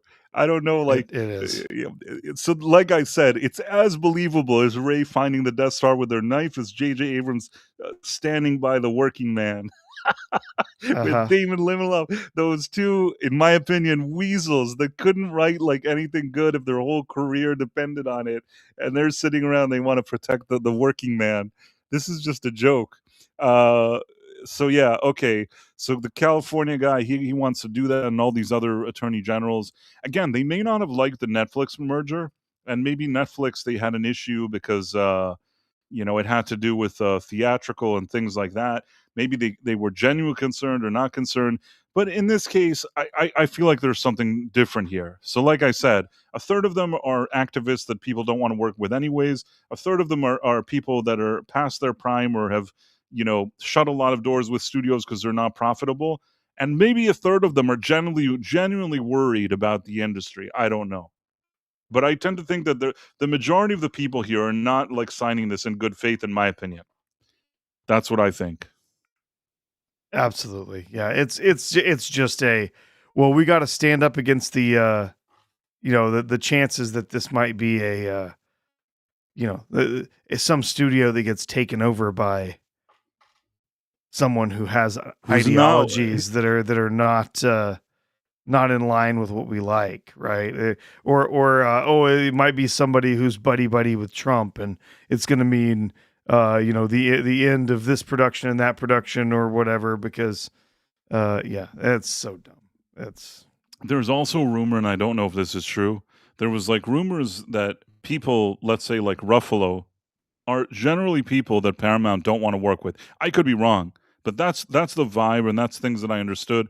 That people that are like overly far left or whatever, they may not be so like interested in working with them. That's why somebody like Mark Ruffalo is so vocal, and beyond the fact that he's the usual like orange man bad and his usual nonsense, but he could very well find himself out of this thing. And Damon Lindelof, in my opinion, gave away the whole strategy here. The second he said, some people may not want to sign it, but I gotta protect the working man. I gotta sign it. And I think that, yeah, and even if it'll cause backlash and like I'll lose work for it, I'm willing to put my foot down for the working man. He basically was saying that. And to me, this is what a lot of people are just trying to craft a narrative of why they're going to be left out of the party. Honestly, I really think that like at least 2/3 of the people that signed this thing probably Paramount would have never hired to begin with. And the Very final likely, yeah, third, who knows? We'll see what happens with that. yeah. Um, at his height, for many years, Hollywood provided the reason to visit California. So to lose that would be devastating. They have to try to get back to its glory days, or at least close to that. It's very difficult. The landscape in the world has changed so much.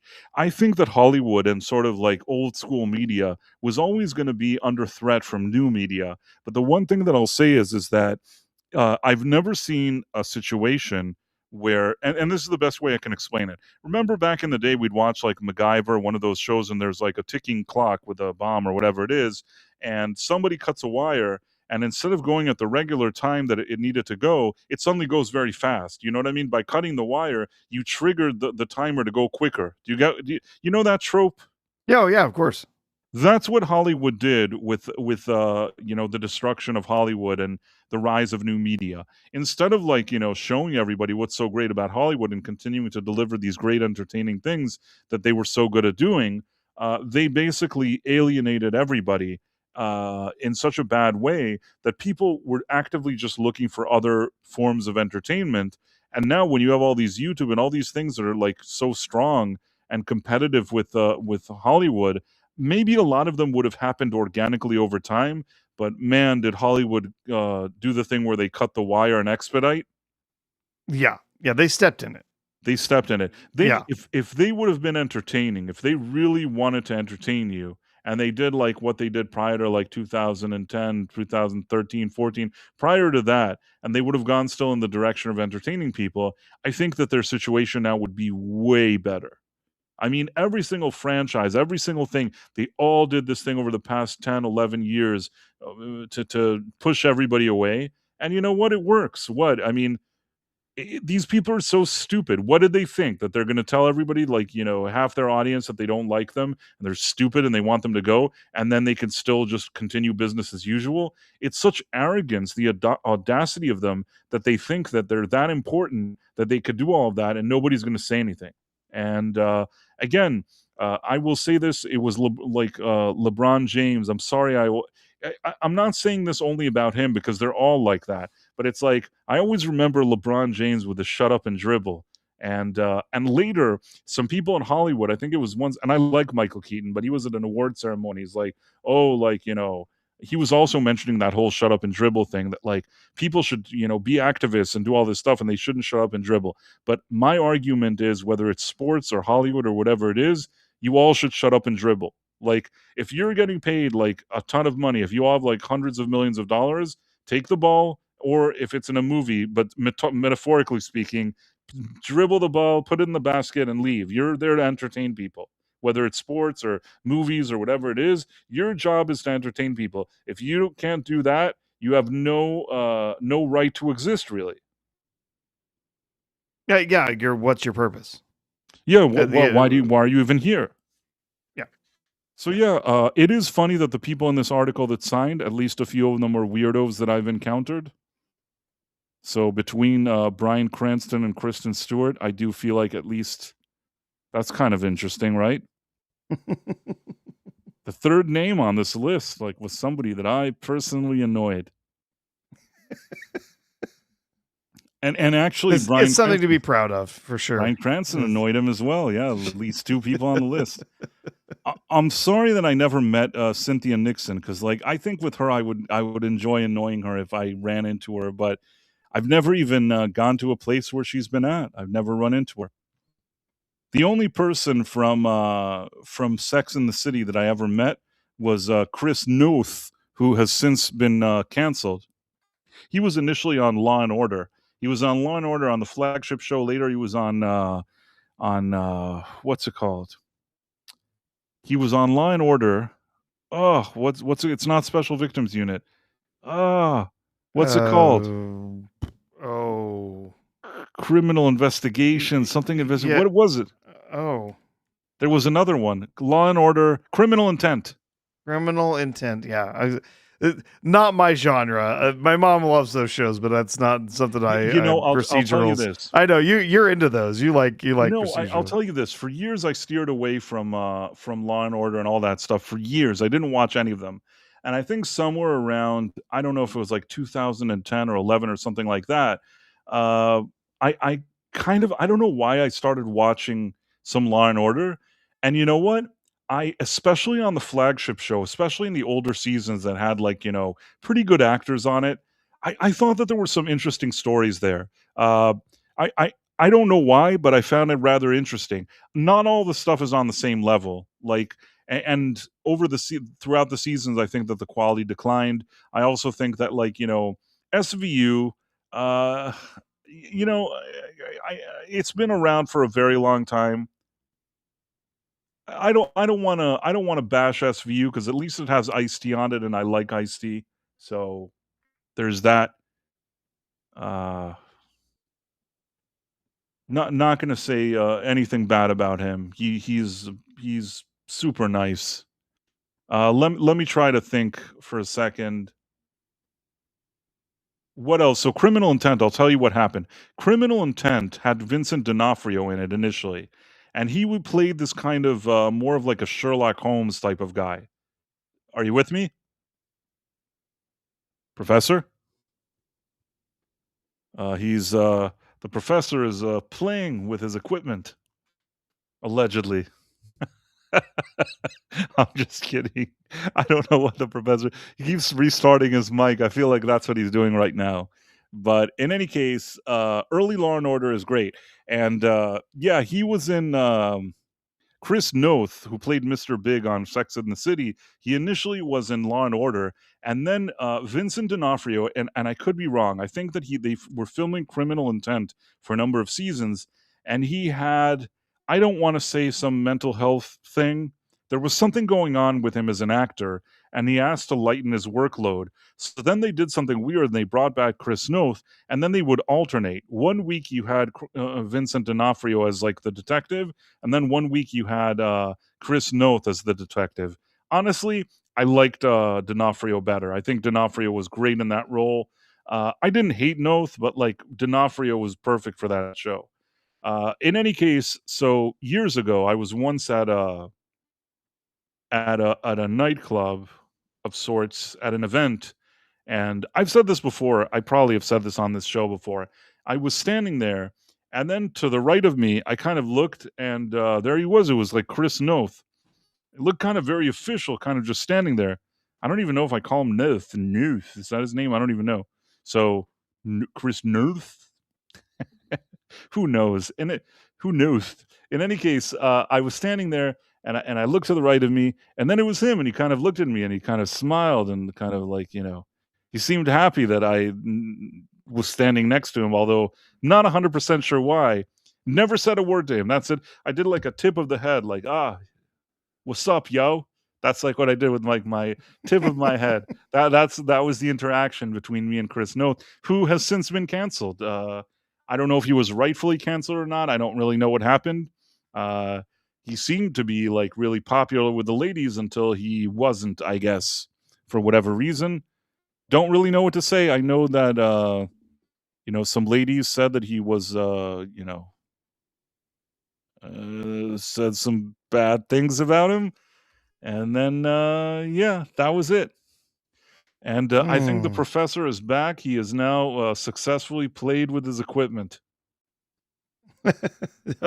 Yeah. No, I had to play with my equipment earlier. Because my internet has been so screwy tonight. It's weird. Like bandwidth going up and down and stuff like going really slow and whatever. So I had to go reset all of my stuff. It seems to be better now. I'm not sure what was going on, but yeah. Body count was good.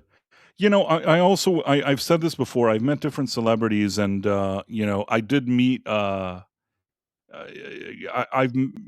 had a chance to meet and even talk to Ice-T on several occasions. Not recently, but throughout the years. Always a very kind of how do I explain it?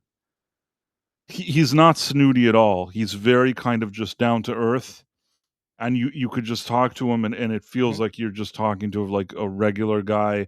He's not like trying to play games or do all this kind of. There's no kind of additional layers of no like condescending anything. Like super nice guy. I will say that. That's my personal opinion. I don't know. I don't know what his politics are. I don't know anything about that, and I don't really care. I can just say that, like on a personal level, anytime that I met him somewhere, talked to him, super nice guy. So that's why even like on SVU, if there's one thing I like about the show is I like him. He made like a really good impression on me, so I like him, and I'm happy he found like a good role for himself, and he's there for all these years and whatever. I don't mind like Mariska Hargitay or whatever her name is. Mariska Hargitay. Yeah, it's a great Mariska name. Great name. Hargitay. I probably am not pronouncing it right. I was once at an event where she was at, but again, I don't even know if there was anything. I don't even know if we said hello to each other. I was standing next to her, but I don't even know if there was like not even like a Chris Noth tip of not even like a what's up, bro? Like not even that. I don't even think I got that with the Mariska Hargitay. Anyhow, I don't know how we got to talk. How did we get here, Professor?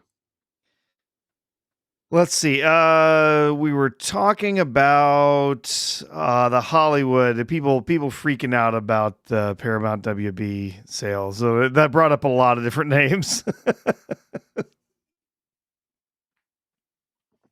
I see. Yep. Sarah Jessica Parker killed a child in Northern Ireland. And to be fair, I believe that was a car accident. I think that what happened in that situation, I don't remember now, but I think I do remember. I think at the time he was the boyfriend of Jennifer Grey, and I think that they were traveling in Northern Ireland.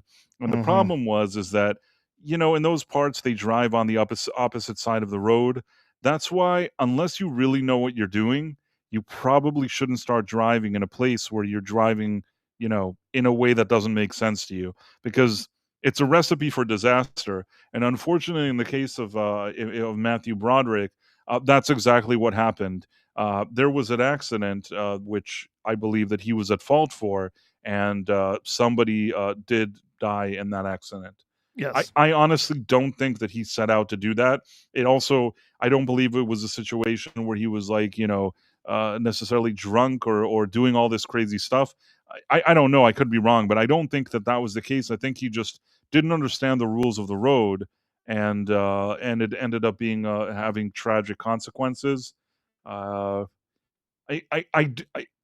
I'm not saying that whatever he did is good because I think that's very, very bad, but still the intent matters here, and I don't think that that's what he wanted to do. So I make of that what you will. I'm sure that I suspect, I can't say for sure, that it wouldn't surprise me if this is something that may have haunted him over the years too. It's It's it possible. I mean, it would seem like it would be something that would haunt you. But yeah, he was with Jennifer Grey. That was currently who I met at the his women's march. You girlfriend see at that the we've time. gone Yes, full yeah. circle. It's full circle, man. Yes. Full circle. I met her at the women's march. And for whatever it's worth, even though she was all in on that weird womany stuff, she seemed really nice. Yeah. Like even kind of, I said to myself, I kind of like her. Like she seems cool. Uh and she talked to me for a bit. Again, I feel like it was a very Forrest Gump type of situation because I feel like if she knew more about me,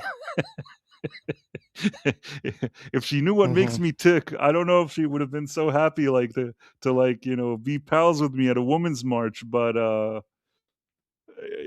what can I do? I mean, like I said, I just kind of stood quietly. It was almost like I was a strange observer in a very strange situation. Hmm. I was Yeah. watching like history. We always hear about this stuff, but like we don't go to it. You know what I mean? You hear about a women's march, you're not going to go to the women's march. But now I have like a reference. You know what I'm saying? Like I was actually there. I know what it's like. Like it's not something imaginary that I have to read about or even watch like a little clip on Twitter. Like I felt the feeling of being in the eye of the storm. In the eye of the storm. That's a term, right? There is such a thing, Yeah, an the eye of eye the of the storm. storm. Yeah, yeah. You're in the I was in the eye of in, the storm, professor. yes. Yeah.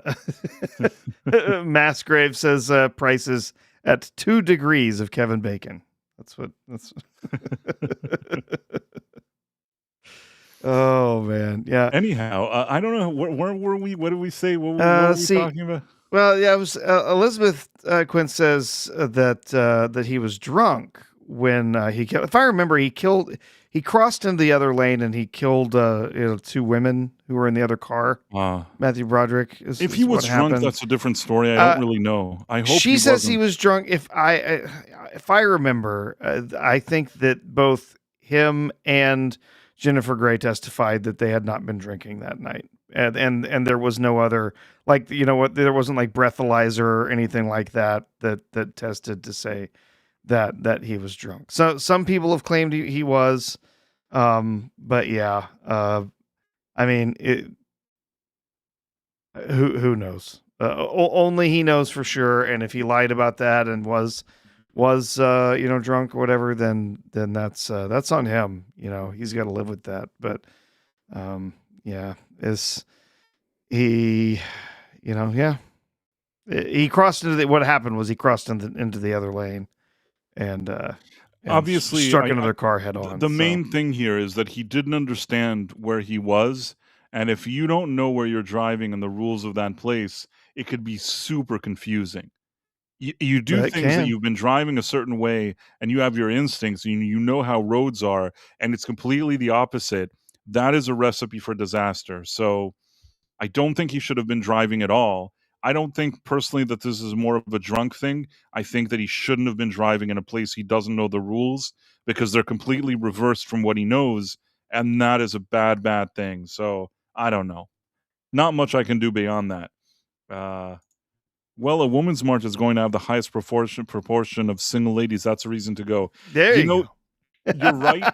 You're absolutely right, but I didn't feel like it for one second that I really was gonna like, the atmosphere there wasn't like inviting, you know, it wasn't a warm and inviting atmosphere. You think, oh, you're surviving, so it's a women's march. There's all these women around you. They didn't come for that. You know what I mean? They came to complain about something, and you're not a part of their plans. You know what I mean? Although, I did strike up a nice conversation with Jennifer Grey. I won't lie to you. Like I felt like good vibes from her in spite of all the weird march around us. Mm-hmm. For whatever that's worth. Like in the real life photo that I have with her, it seems like just based on the picture, like she didn't hate me. You know what I mean? Now I'm not saying she especially liked me, but I'm saying like it seemed like a kind of like a positive picture. I can't really explain it to you, but yeah, I don't know. It's a weird thing. Like out of all the people in the world, I think I made a decent impression Yeah. on Jennifer Grey in the middle of Yeah. a women's march. Maybe Yeah. she thought, man, this is the kind of dude that likes to go to a women's march. I already like him. Yeah. There you go. Possibly. That's what it was. Yeah. I don't know. You know, it's obviously been a long time since I've been in the dating pool, but I'll tell you, I'm not sure I'd be interested in any woman who would be attending a women's Women's march. And I told you she had a shirt on that said "Nobody puts pussy in the corner." She had that shirt. Nice. I have a real Yeah. life photo of the real me with Jennifer Grey that has she's wearing a shirt that said nobody puts pussy in a corner. Yep. And people saw that shirt and said, "I love that movie." Do you love that movie? Because none of them recognized who she was because she changed her look so much. Changed No her one look, recognized her changed her anymore. look, but you know, I actually did recognize her. I don't know why, or I'm trying to think maybe somebody said that it was her. I don't really know now, but I think that I did. Maybe it was the shirt. Maybe the second I saw the shirt, I looked at her and I'm like, ah, yes. Maybe the shirt got the Yeah. job done, Oh, Professor. you're a pussy. That's You're a pussy. That's what I thought to myself. that's you know he puts you in the corner. You're a pussy. Put a smile over your head and show us. You know what? I'll try to find the picture. I don't know if I can find it today, but I am going to try to find it. Now that you've mentioned it, that is a good thing for me to try to do. Hope I still have a copy of that somewhere, but I think I should actually. Anyhow, what else did we have on our docket today? Oh, let's see. We also had the critical drinker stuff that you mentioned, and then there was let's see. I had another couple of things. I saw the Doomsday. Talking about like the cost of the Doomsday. Why don't we do film? that first? If you can bring that up, I want to try to Let see me if I can see. find that photo while you bring that up. Let me see if I can dig out a good story for this, because I mostly saw it on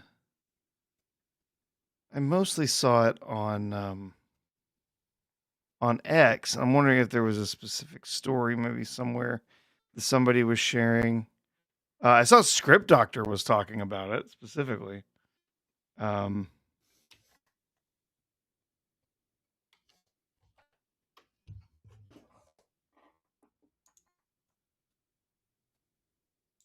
Figures reported by John Campea. Well, that's not exactly a reliable source. Yeah, no, I don't trust him. Couldn't see what trust him else. for anything. But I do believe that's an expensive movie to make. Yeah, so I don't know. We can just browse some tweets here. I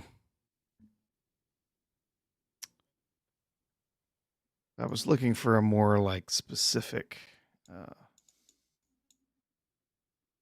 story, maybe on Variety or something like that.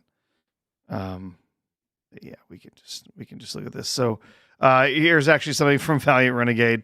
But he's posting this other thing from an account called Global Box Office.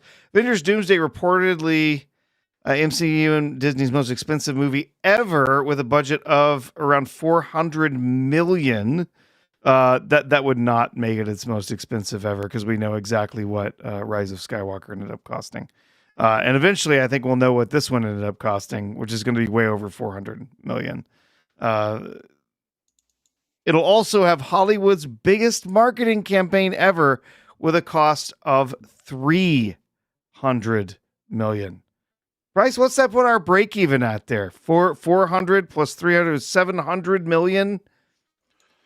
I mean, listen, it depends what you want to do, because sometimes people will say, well, take like the budget and multiply it by 2.5 or 3 or whatever. But let's put it this way.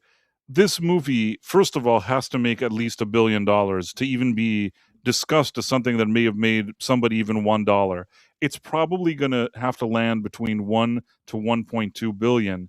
And basically, if this thing, I guess, if it doesn't make like $2 billion, it's already not like it's not a worthwhile venture.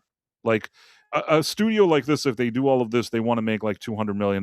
If, let's say, it makes 1.5 billion, maybe they could still get away with saying, well, we spent so much money, but at least we made some money. It'll make money in, like, in streaming and I don't know what. But if this thing isn't right out the gate between 1 to 1.2 billion, then this is a huge loss. Yeah, I mean, if they're saying this, if this is legit and they're spending 400 million plus another 300 on marketing to just completely just astroturf everything with marketing for this film, if that's what they're saying they spent, and then we know that they spent more, if they're admitting to 400 million, it's probably closer to 600 million that they spent on this movie with reshoots and all the other stuff that goes with it. Then we're talking about a movie that's going to have to basically make $1.6 billion to be in the black. Like, that's insane.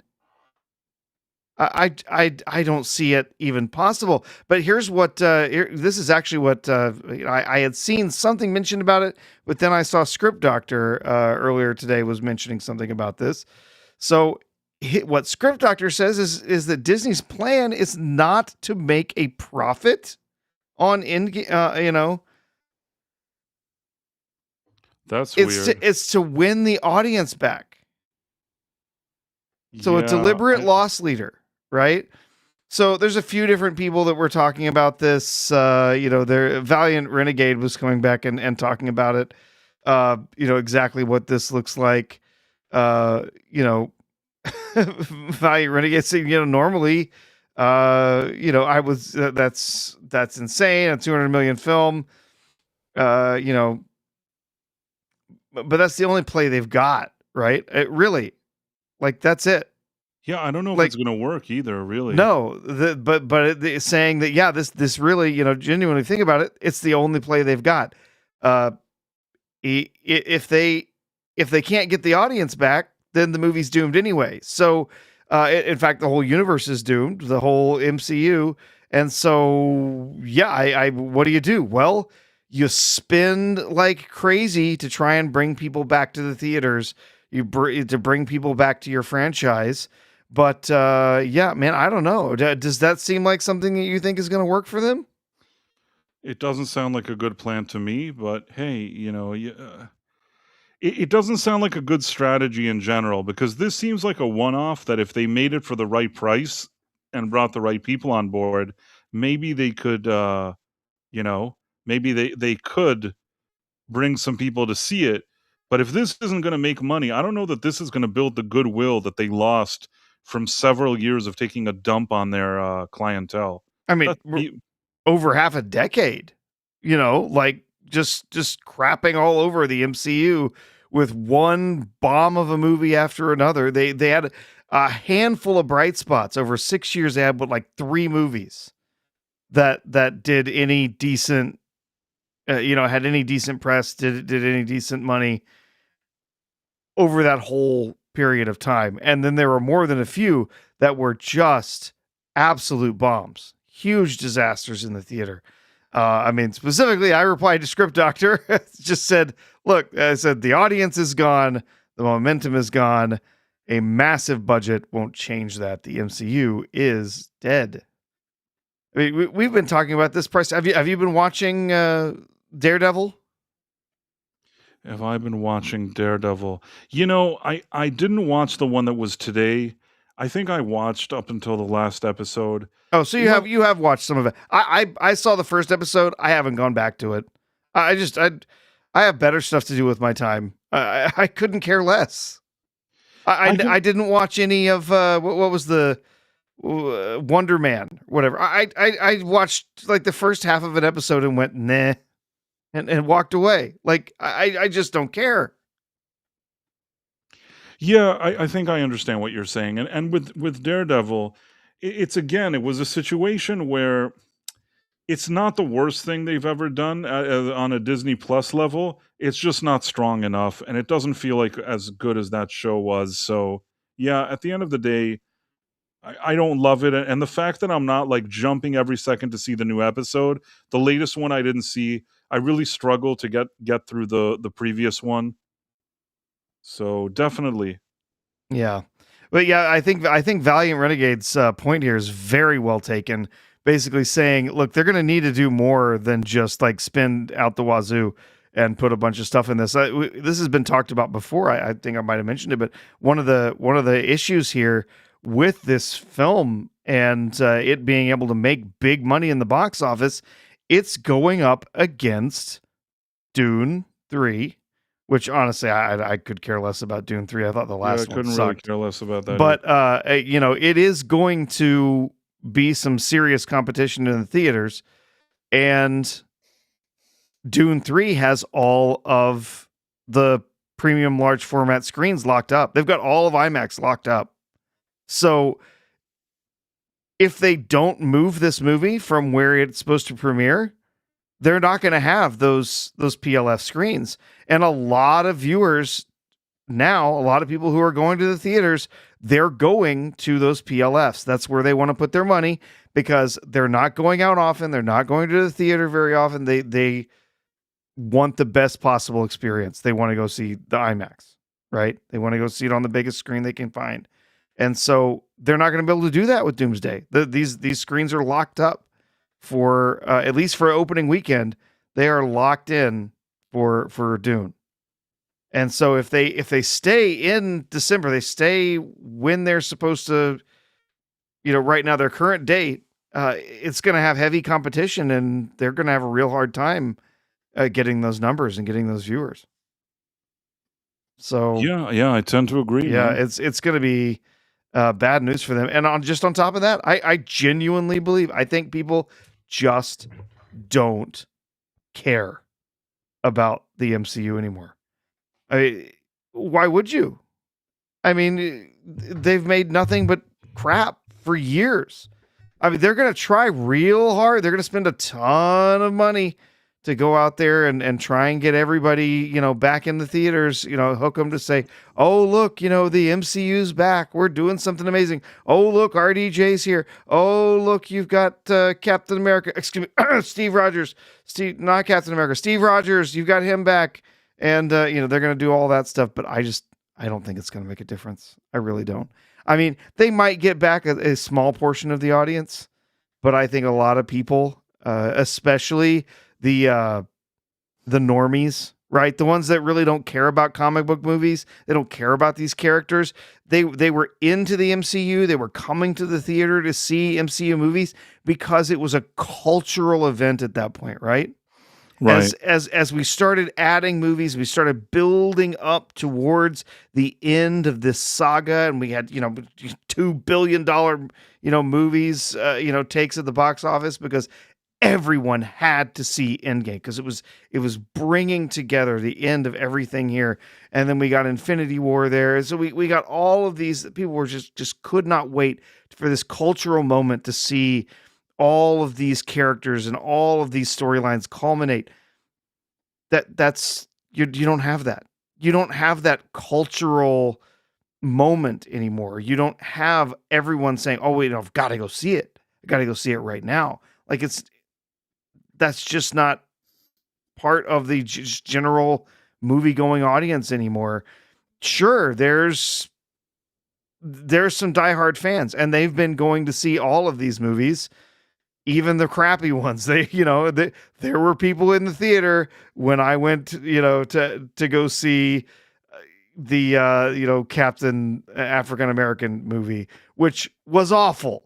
One of the worst things I've ever seen. It was just a terrible movie. Terrible movie. There were people there in the theater, and some of them were wearing comic book shirts and Marvel shirts and stuff like that. But those we're talking a showing with a couple of hundred seats, and there's 16 people in the theater. I mean, I don't see any possible way. Well, one, obviously, as Script Doctor says, their plan is not to make money. Okay, well, that's an interesting idea. We're going to spend like crazy to get people back into the MCU. What did Script Doctor? Does Script Doctor think that it makes sense that they don't want to make money? So he says the plan is not to make a profit, it's to win the audience back, a deliberate loss leader to bring audiences to future Marvel movies. It's quite the gamble. He went on, he had a discussion with Valiant Renegade, as Valiant Renegade was talking about, we need to move it out of December. Wouldn't change anything for their books if they did. They're going to be real lucky if they don't just, lose hundreds of millions of dollars on it. And then Script says if they cared about making any money off this film or reducing their financial loss, your strategy would make sense. But that's not their goal with Avengers Doomsday. And Renegade was saying that, money goes with buzz and vice versa. The conversation still gets split between two other potentially near billion-dollar films that have widely overlapping audiences in that December timeframe. And he said that's more studio ego than strategy. So, yeah.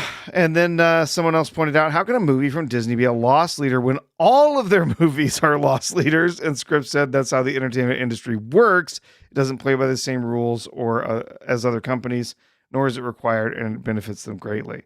Yeah. And I kind of feel like, this is, Paulie kind of said the same thing. Yeah, it's a gamble, but what other option do they have, right? If they want to try to restart the MCU, they're going to have some way to get people into the theaters. And if that's a crazy expensive movie with all the people in it and all the marketing, it's in front of people's faces all the time. You got to see this movie, got to do whatever. I mean, you can try to bootstrap that kind of hype with a massive marketing blitz. But again, I don't know that it sticks. I don't think it's going to work for Mando and Grogu. And in fact, I think Disney's given up on Mando and Grogu. I don't expect a media blitz for that. I'll be surprised if I see one commercial before that comes out, because I think they already know it's going to be a failure. It seems that way, yeah. Yeah. I mean, we did get the numbers that this is another topic, but did you see the numbers that were coming out about the projections for the Mando movie? I didn't see it. What is it? What did they say? So they're saying the projections right now for Mando and Grogu are somewhere in the mid to high 70s or mid 70s, low 80s for opening weekend, which even at their best numbers could potentially be the worst opening for a Star Wars film ever, even worse than Solo. Wow. Like this movie is screwed. And I'm not surprised. Nobody cares about the movie. It doesn't surprise me at all. No. I mean, you've already destroyed your audience for Star Wars. You just obliterated the audience with Last Jedi, and then did even further damage with the absolutely terrible Rise of Palpatine film. You then have gone on and you've taken Star Wars into television shows that have been terrible, right? Acolyte and all of the other awful stuff that they've done on streaming.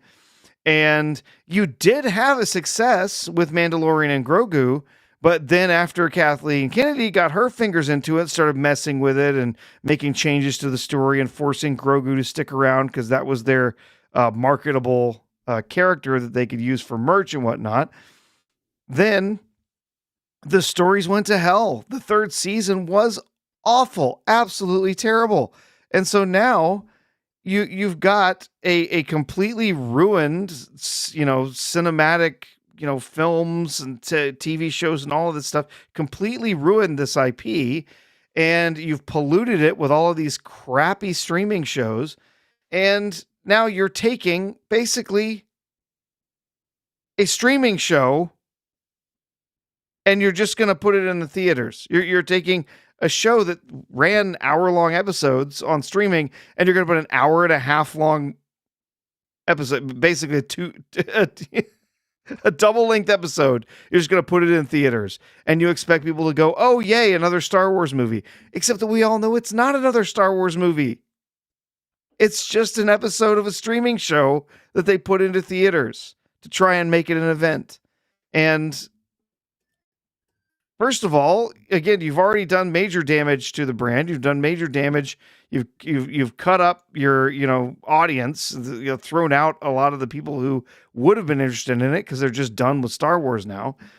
And then you're also doing something that's based on a streaming show, which means that the only people who are going to go see it in the theater are people who've seen the streaming show. So you're not going to get a general audience to go see it, because if they haven't seen the show, why would they go see the movie?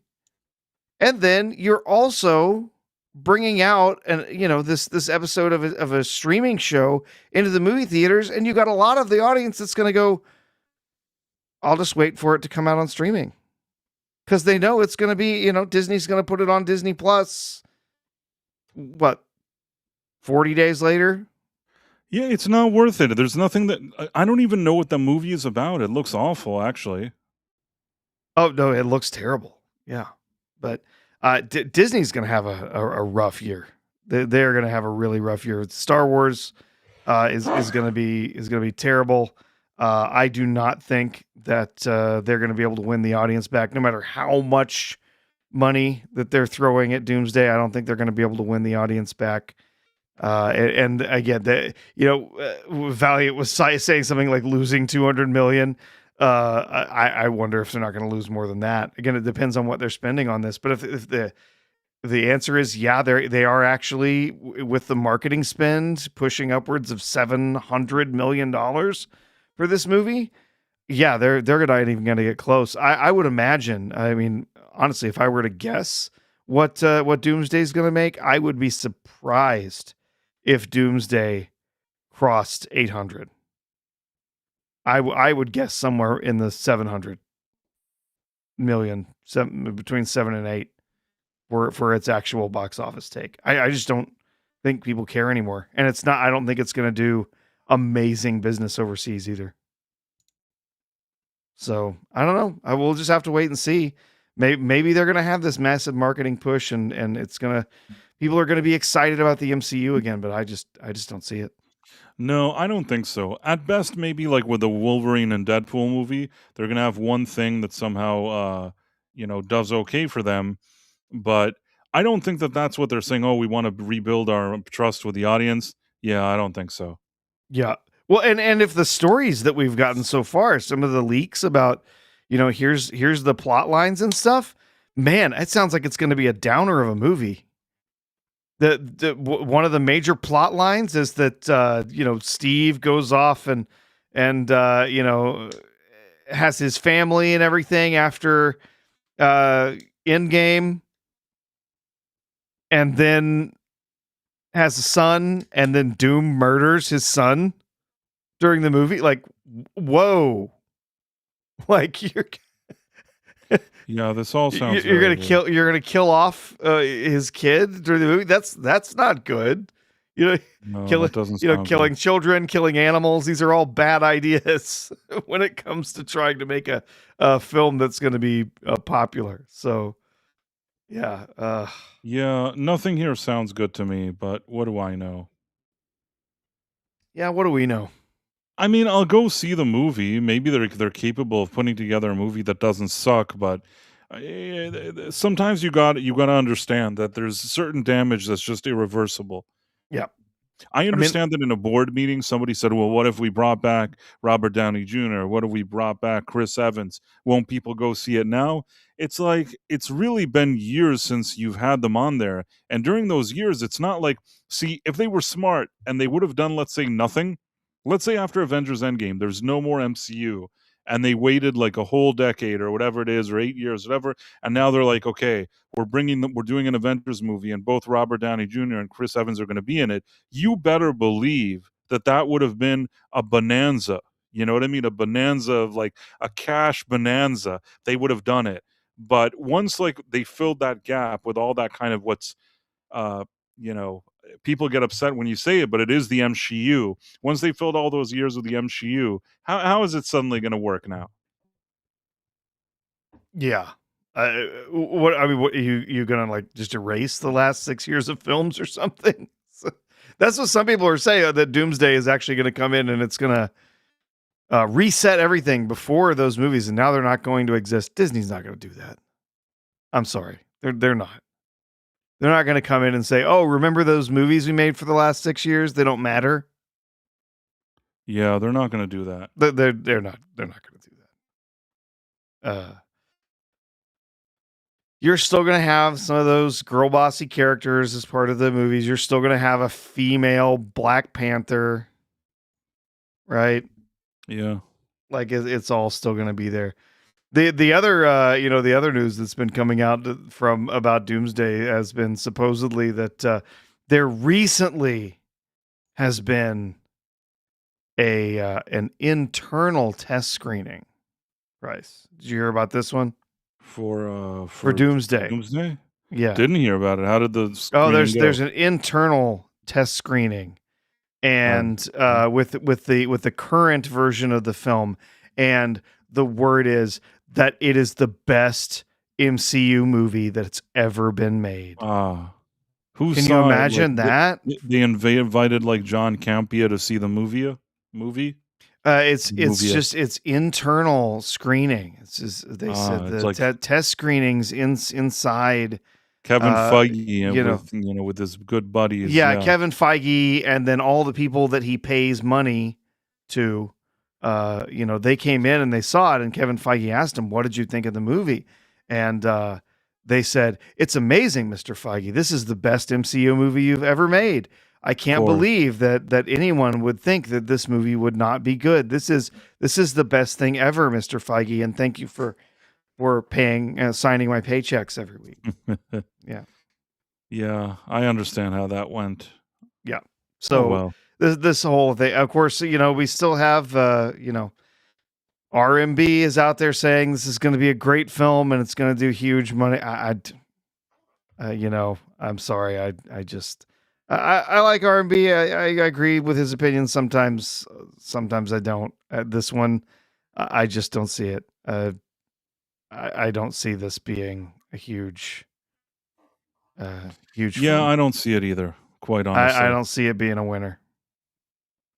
I'm with you. I don't see it being a winner either. Yeah. Oh, well. Well, Yeah. they tried their best. Yeah. I mean, I mean, we still got 8 months, man. We still got 8 months before this comes out. This is not coming out until December timeframes, unless they move it around somewhere. But just by the fact that it has like Avengers and it has the actors that it has in it, some people are going to watch it. I will even say that I think that the movie has a chance of making the $1 billion. I don't think it's going to go and make like $5. It's not going to be like one of those Captain America Brave New World. I think that bringing, quote unquote, bringing the band back together is going to have an effect. The only thing I'll tell you is this: if people go see this movie opening weekend, which if it's probably going to make hundreds of millions of dollars the opening weekend, I think that it absolutely can do that, and it'll make hundreds of millions of dollars the opening weekend. The real question is if this movie sucks or not. If it opens up to like a big opening, let's say even 300-400 million, whatever it is that it's going to do that opening weekend, but then word of mouth is it's like the worst movie ever. This thing is going to crash and burn. You know, second weekend drop is going to be crazy. It doesn't reach the billion. It's like a huge failure.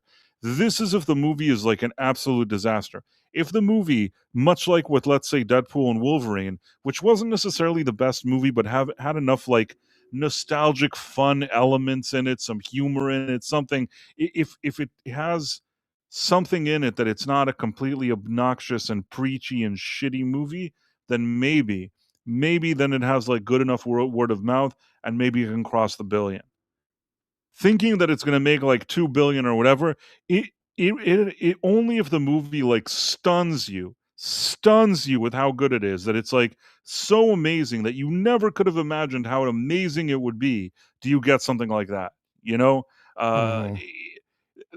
the uphill battle here is so great. Now, I'm always an honest person. If I go see this movie and I have fun, I'll tell you, listen, Professor, I enjoyed it and I had fun. I'm never the guy that, and in spite of everything that people think, I want to enjoy a movie. If I go in and this is the best movie I've ever seen, I'm going to tell you it's the best movie I've ever seen. I just don't feel like that's what's going to happen. Yeah, Like my it doesn't expectations are feel. super low here. Yeah. Yeah, you know what, buddy? I think we got some super chats that we've missed, man. I think we need to go back Oh and take no. a look here.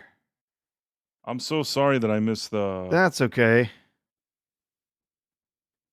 I think Ista sent one in a while back, and then we had another one from I'm sorry. We Jason also have Webster. Dutch Gradient. Yep. Okay. So sorry, guys.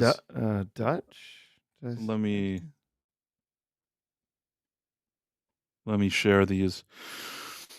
I was looking for it, but it's such an old photo, Yeah. that photo. I'll have to do it in my own spare time. I Yeah. still hope I can find it. Again, I'm gonna be like they said, I have to put a smiley face on my face, but Have AI. You use AI to replace you with somebody. I can do that. It replace you with the puppet. Okay, so 1 second. Let me find where this thing I just screenshotted this other thing. Okay.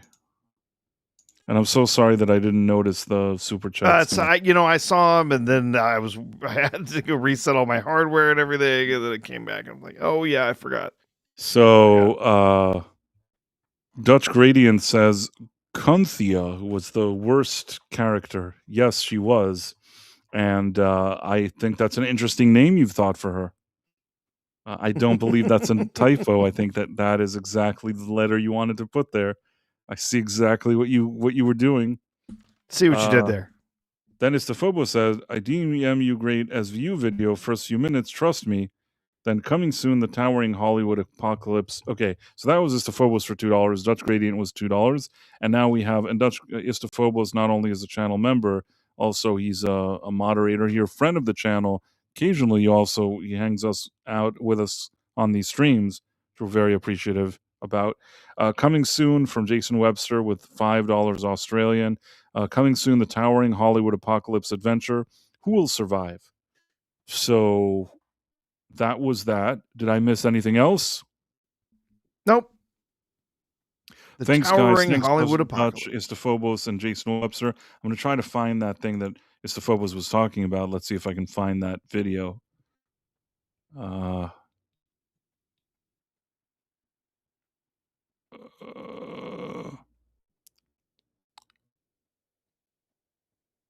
I'm let me assuming he s- sent it to you. let me see. I'm trying to find this thing. I'm so sorry, Ista, that I didn't. I don't know if it's.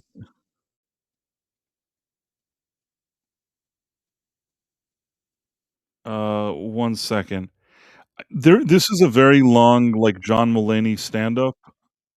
I would put it on, but I don't wanna get any kind of copyright thing. It's not even just like a 2-minute thing. This is like 6 minutes of him doing stand-up, but, Istophobos, I'm sorry I didn't see the super chat until now or the video.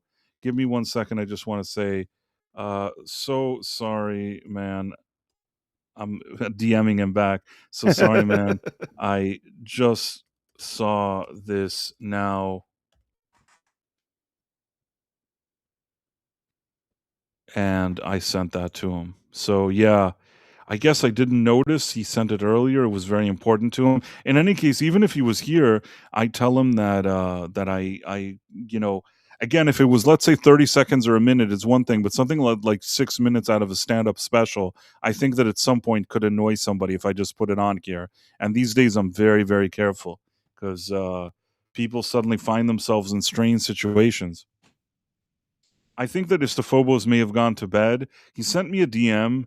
I am very regretful, and he also sent the super chat. And I'm very, very regretful that I didn't see it until now. So very sorry, Ista, and I sent him a DM as well, which hopefully he'll see. I try my best with the super chats. Most of the time, we're pretty good about them, and once in a while, we're kind of dumb, and things fall between the cracks. So sorry about that. The final thing, I guess, what I wanted to tell you about is that I saw something that was kind of interesting. You know, you had this whole situation with what's his face, with the critical drinker, and all the backlash against him for having that guy. Oh yeah, everyone being upset with Andy Weir going on his stream. Yeah.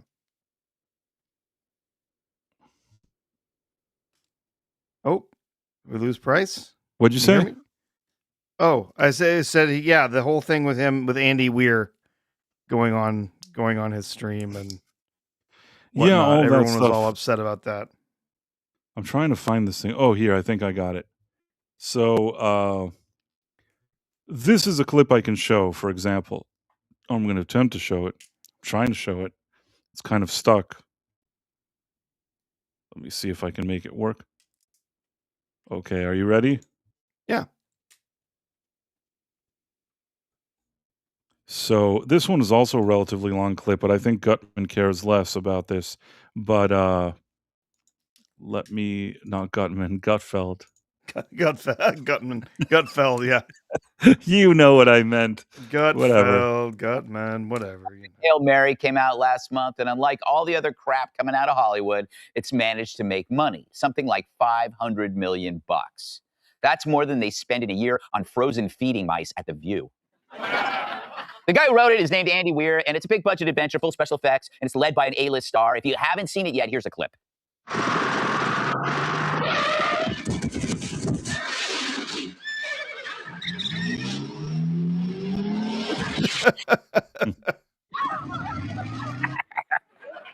Now you understand why audiences are loving it.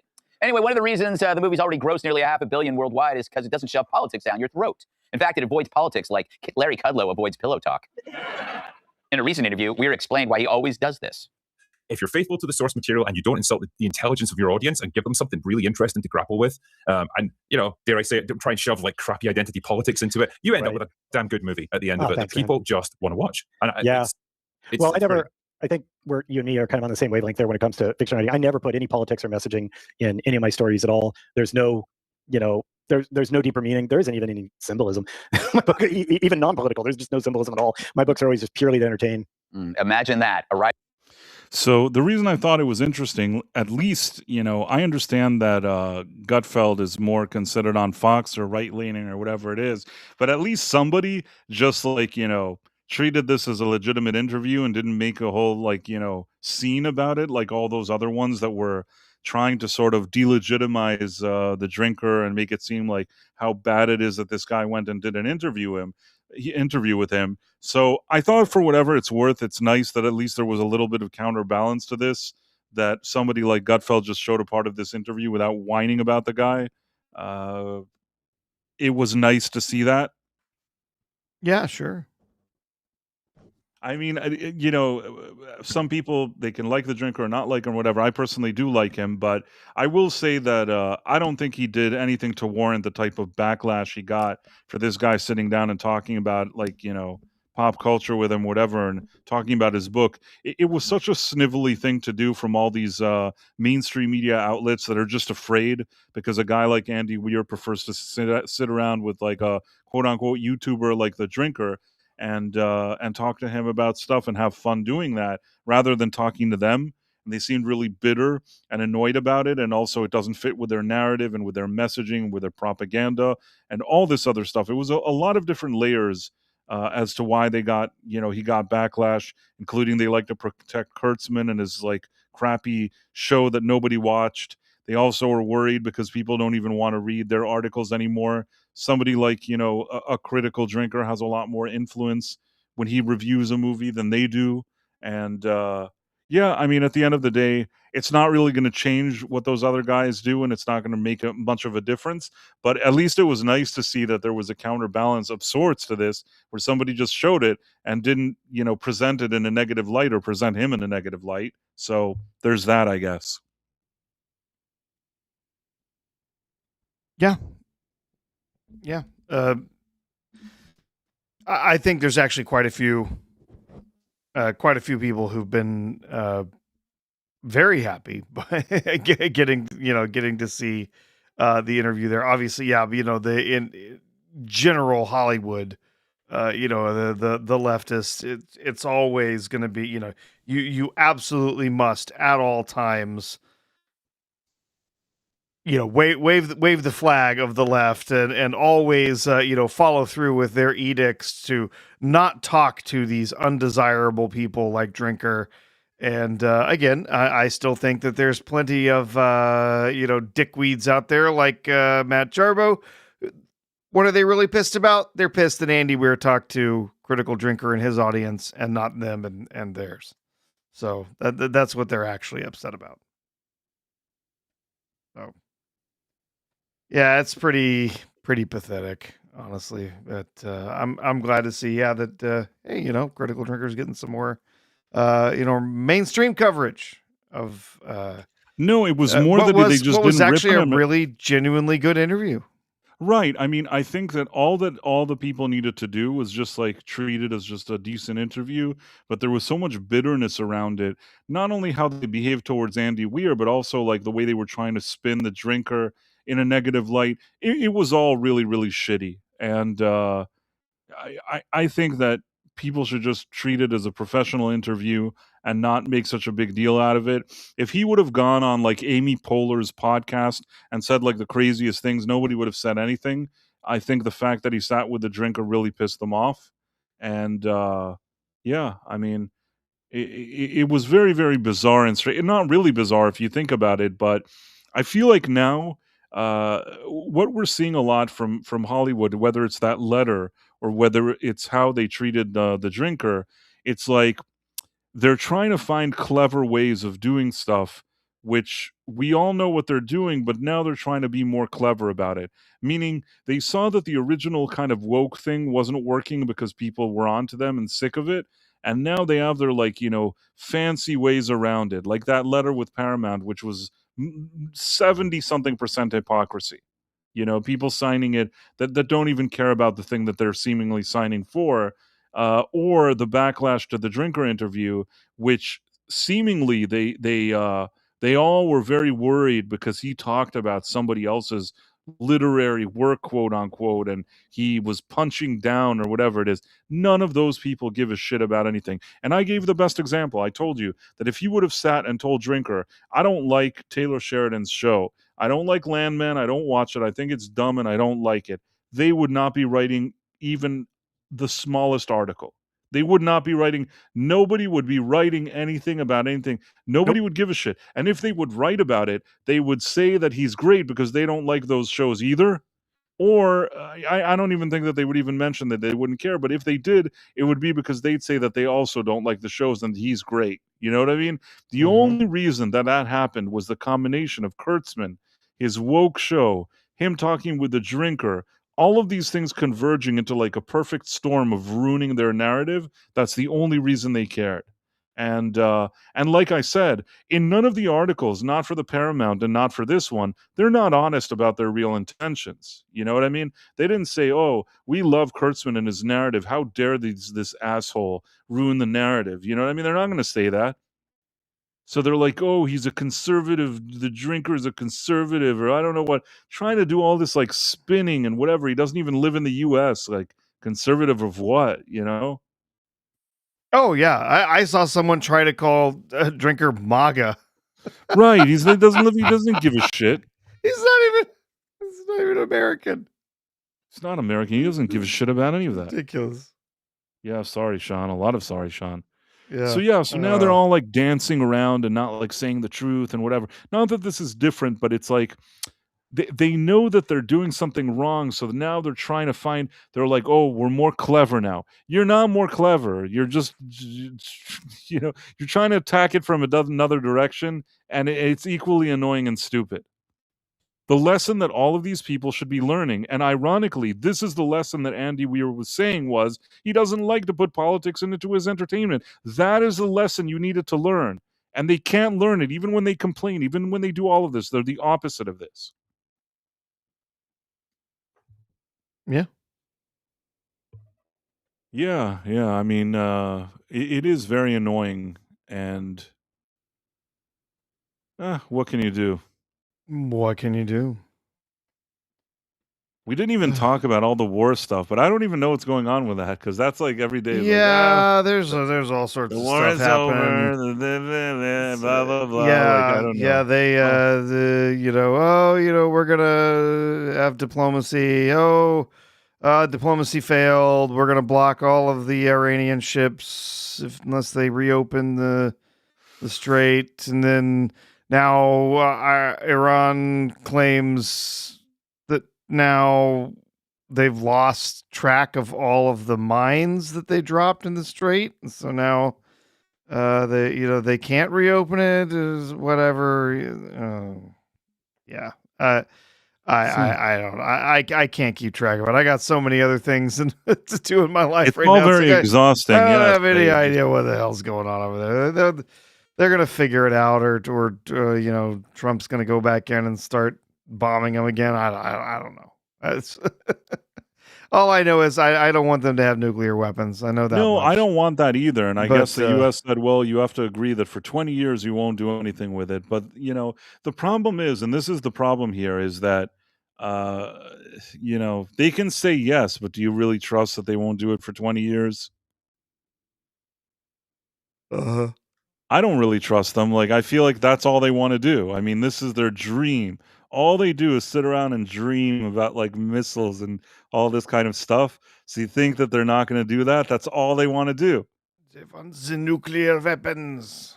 It's so strange. Like, there's so many things they could be doing with the obsession with like missiles and that kind of stuff. That's all they care about. It's a regime that cares about only that. That's all they care about. They don't care about their people. They don't care about their own people, their citizens, nothing. All that matters is that they make like more missiles. That's all they care about. There's something wrong with that. I'm not saying that if you're like, a strong or whatever, a country, and you say, well, we have all these things working for us, but we also have to make sure that our defense system is good and we have to have some missiles. I can understand that. But the fact that like you don't really do anything, all you have is like carpets and missiles, is very strange. That's like, that's all they care about. Like all they do, like they this is their whole life, is like missiles, like the missile culture. It's just weird. Yeah. Got to get them nukes somehow. I don't know. Right. And the thing is, I'm going to step away, because a lot of, I know a lot of people approach this from a lot of different directions. They're like, oh, that is good. It didn't affect the U.S. It did affect the U.S. It's this and that. This is my humble personal opinion about this, and people can have whatever opinion they want. At the end of the day, a country that all they do is hate like people that are like West and all that kind of stuff, and they want to make missiles, and they want to make like nuclear missiles, and that's all they care about, and they do this like all the time, and all the resources are going into it, that's generally bad news. Now, at the moment, for a while, people are like, well, they can't really send their missiles far, but all the time they're improving where they can send the missiles to. Do you get what I'm saying? And there's people that seem to think that at the end, if they can, send some missiles to the U.S., they're like, no, they wouldn't dare do that. How do you know that? That's all they do. That's all they care about. Like, why do you think that they wouldn't? Yeah, I know what you mean. Like of course. They could potentially do it. This is all they care about. This isn't, a lot of people, and I'll just say this, and this is my 2 cents. There's a lot of people that sit, maybe in the U.S. in the comfort, and I'm also in the U.S., but I'm saying sit like behind the comfort of a keyboard and are like, no, this and that, and this and that, and this and that. First of all, you're not in charge, and I say this about myself, we're not in charge of a country. We don't have all the information about, security threats and things like that. I think that based on all the presidents previously, even ones, from both parties, whatever it is, have mentioned that this thing is a threat. And now, because a certain president that people, some people don't like, or whatever it is, or because sometimes they think that it has to do with some other thing they don't like, then they're all trying to twist it and spin it as a why, like, this is so bad that he did it. At the end of the day, there's two options. You could do nothing, which is what all the other presidents did before, and you can try to do something. Do I know that whatever he tried to do is actually successful or matters? I don't know. But do I think that it's worth trying at least to do something? I mean, at least he said, I don't like this and I want to do something about it. It's something, at least. You know what I mean? Yeah. After years Agreed. of the US just sending them like billions of dollars so they continue to just do this stupid thing over and over again, which doesn't help the US at all. That's bad. You know what I mean? Why are we like funding or helping them get funded to do this weird stuff? The only person that like probably in the past, I don't know, 47 years that said, you know what, I don't like this. Why are we giving them money? Screw that.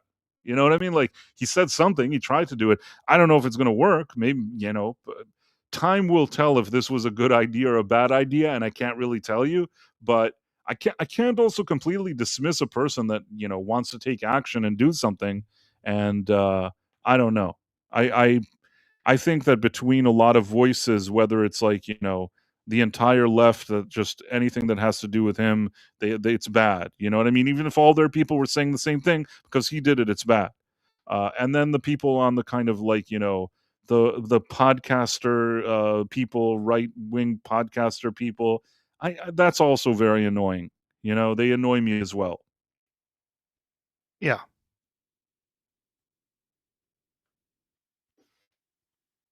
But what do I know?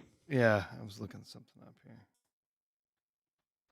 E. Clay Thomason says, remember, I can't do the thing. I don't know why it won't let me highlight it. It says, remember a year or two ago when they had all those mystery drones around New Jersey? Did they say that was Iran? We never did get an answer. I still don't know what those drones were, actually. I really don't know. So there were actually a few different things that came out. One said that there were actually some drones that were authorized. I think the implication was they were some sort of test drones that were military. But then, like, after there were some initial sightings, there were a whole bunch of things that people cited as drones that were not drones. They were actual manned aircraft, planes and stuff, the helicopters. And then there were also a whole bunch of copycats, people that were, there's drones flying around everywhere. And then there were a bunch of hobbyists that went flying their drones around. And yeah, it was way overblown. So yeah, from what I remember, I think there were initially some drones that people were seeing, but they were because of the sort of vague commentary that we got, they were just military tests of something. And then people just started thinking they were seeing drones everywhere, and they weren't actually drones. There were lots of other different aircraft, and then there were, like I said, there were I also want to see there's a few people in the comments that, again, forget about this. I've heard rumors, and I don't know if this is true. Also, like the Saudis are very much, pushing, the Iran problem is not just a one country problem. I think that a lot of countries have an issue with them. And I also think that there's a bigger picture that has to do with like China and things that they're doing. Yes. Especially with oil, things like that. I think that there's a bigger picture that's of interest to Trump, just like Venezuela was of interest to him. I don't think that this is solely just like an Iran thing. I think there's other things in play here. Now, again, will anything work? Will his plan work? I don't know. But that's another thing that also over the past several years, I think that a lot of stuff China has been doing, like nobody really pushes back, nobody really does anything. He's trying. I know if it's good trying or bad trying, if it'll help or not. I don't know. But I mean, we can't completely dismiss when somebody tries to do something. And I've told you this before. I think also all these ideas that, oh, they have him like, they have a secret tape of him. Listen, uh, if you release a tape of him doing something now, who really benefits from it? Let's just say I'm going with the theory. I'm going with the big theory. There's a tape. You know what I mean? Mm-hmm. Which I don't believe it, but I'm saying, like, let's say there's a tape, and now that the tape gets, he doesn't do what the people told him to, and now he released the tape. What do they get? Like, they get, he theoretically he goes and like somebody else comes in. You think that somebody else is going to be better than him? Do you get what I'm trying to say? Like, I don't understand. Sure. There's a certain narrative, like a conspiracy theory narrative going around, and I don't fully understand, even if I try to like go along with the conspiracy theory, I still don't see where the bottom line is. Do you get what I'm trying to say? There's like a plot hole in the conspiracy theory, if that makes sense. Yeah. Step one, step two, step three, profit. Yeah. There's something missing in between there. Right. I mean, that's the way I feel about it. And if somebody was already going to do something to this guy for the things that they're claiming, I feel like the 4 years that he was out of office would have been the time that somebody would have done that. I think to have him, come back and then only then do the thing, I don't know. It's all just seems really bonkers to me. And like I said, the final thing I'll say is that a lot of times when things like that happen, even when events like we're seeing now, initially you don't know if whatever happened was good or bad. You don't know if this was a good idea or a bad idea. Sometimes it could be that 5 or 10 years from now, you'll think, oh, you know what? He knew what he was doing there. And it could be a look at it and say, oh, that was really dumb. But it's sometimes hard in the moment to really grasp if something is good or bad. If that makes any sense. Yeah, it can be hard to put everything in perspective and understand like all of the different elements in play there, right? I mean, right. Yeah, it can be difficult. So I think in general, what's happening with Iran it is in a lot of ways beneficial to the West. At the same time, there's a lot of other downsides, like driving energy prices higher, gas prices higher, and stuff. But in the bigger picture, you think, well, yes, it is good. It is to our benefit to ensure that Iran does not get nuclear weapons. It is to our benefit that they're no longer able to manipulate gas prices. They're not selling at cheap prices to other countries like China that are geopolitical adversaries in a lot of ways. China, as Donald Trump loves to talk about, and we've got, there's other things at play there too.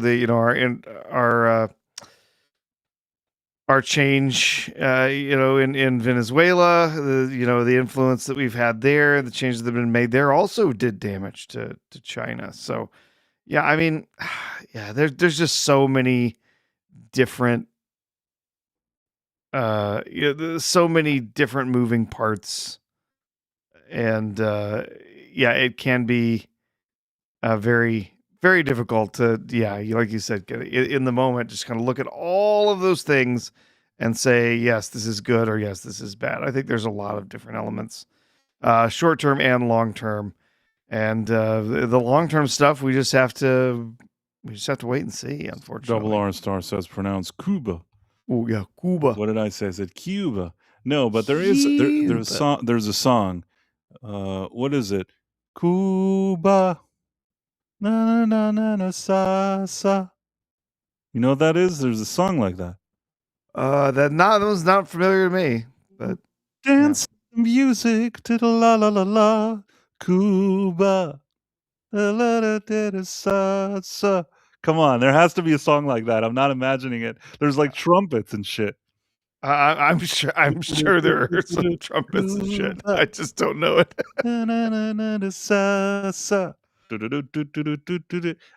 Am I making this up? There is a song like this. Someone in the chat is gonna have to tell you because I sure don't know. Okay. I'm gonna do this. It's probably not good for our stream, but I'm gonna find that because we're already in the final minutes of this stream, but I have to find it. Where is it? There is a song that's called Cuba, and they go Cuba. Let me see. Cuba song. Let's see. And something with dancing to the music. Are you ready? I think it's this.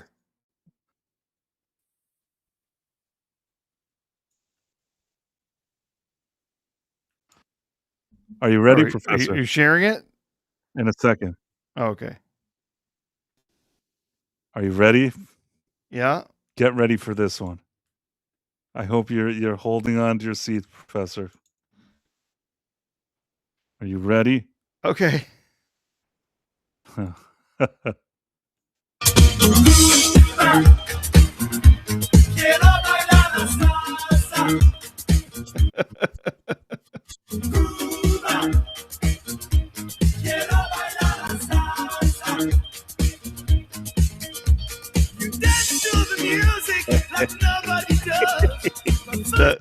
The Gibson brothers. Okay, yeah. All right. You didn't believe me. You didn't believe me, Professor. I told you. This is a disco Latin track. Man, when is this from? But there has to be trumpets on it.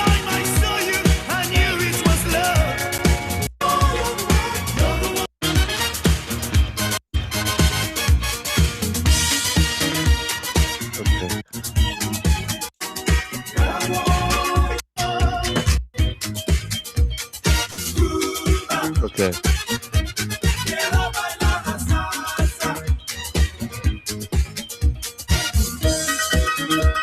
Anyhow, I had the main idea, right? Circa 2000? No way. No, this is from 1979. This is not from the year 2000. No, okay, 79. Okay, sorry.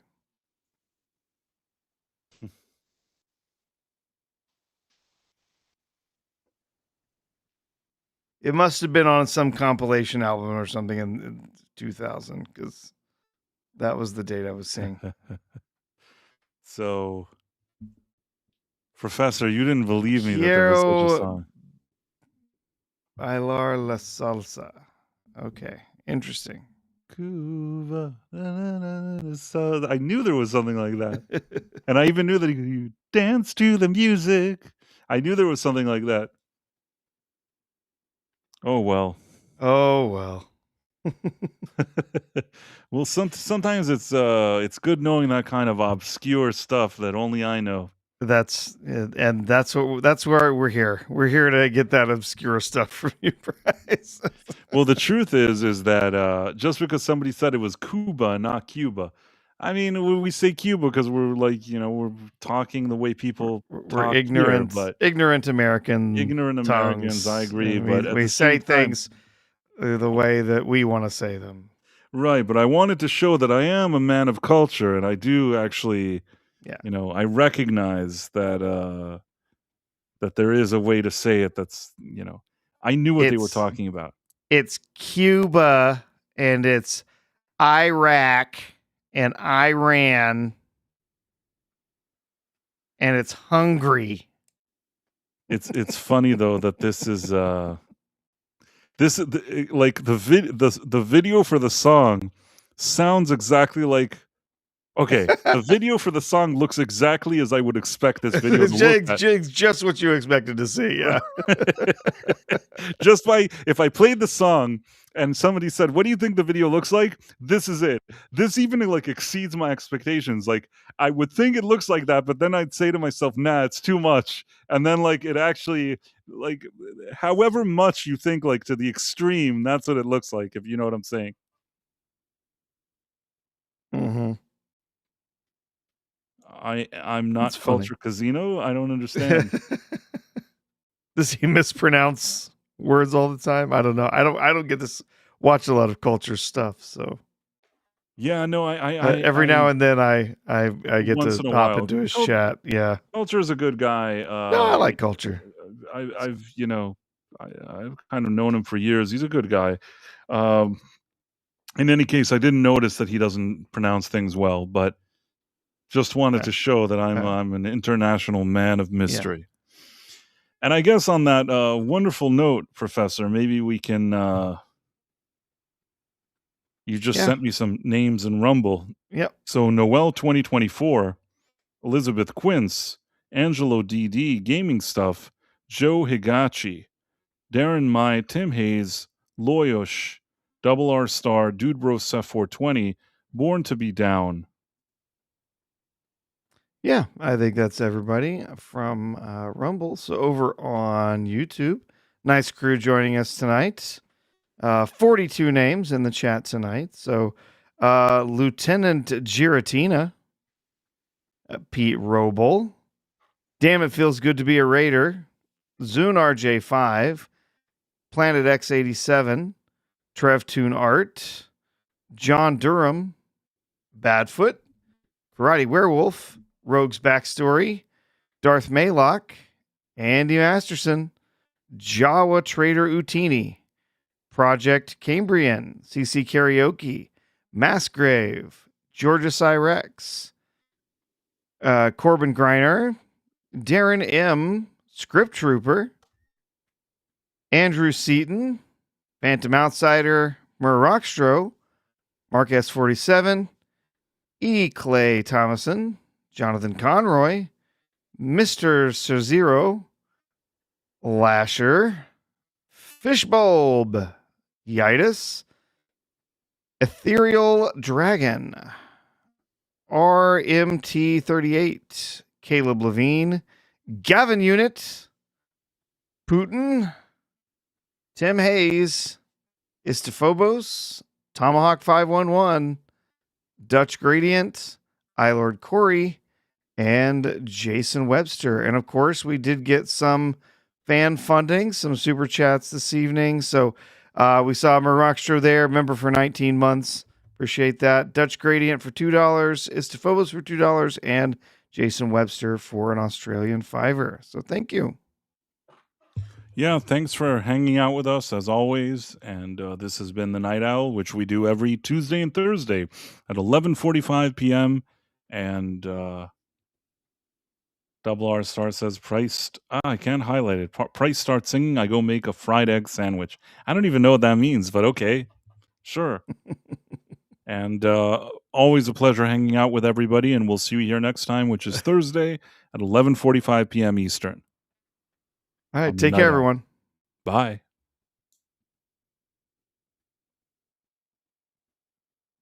One second, Professor. I have to run away and come back in order to end this stream. Hold on. Okay. He has to flee and return. Back and better than ever.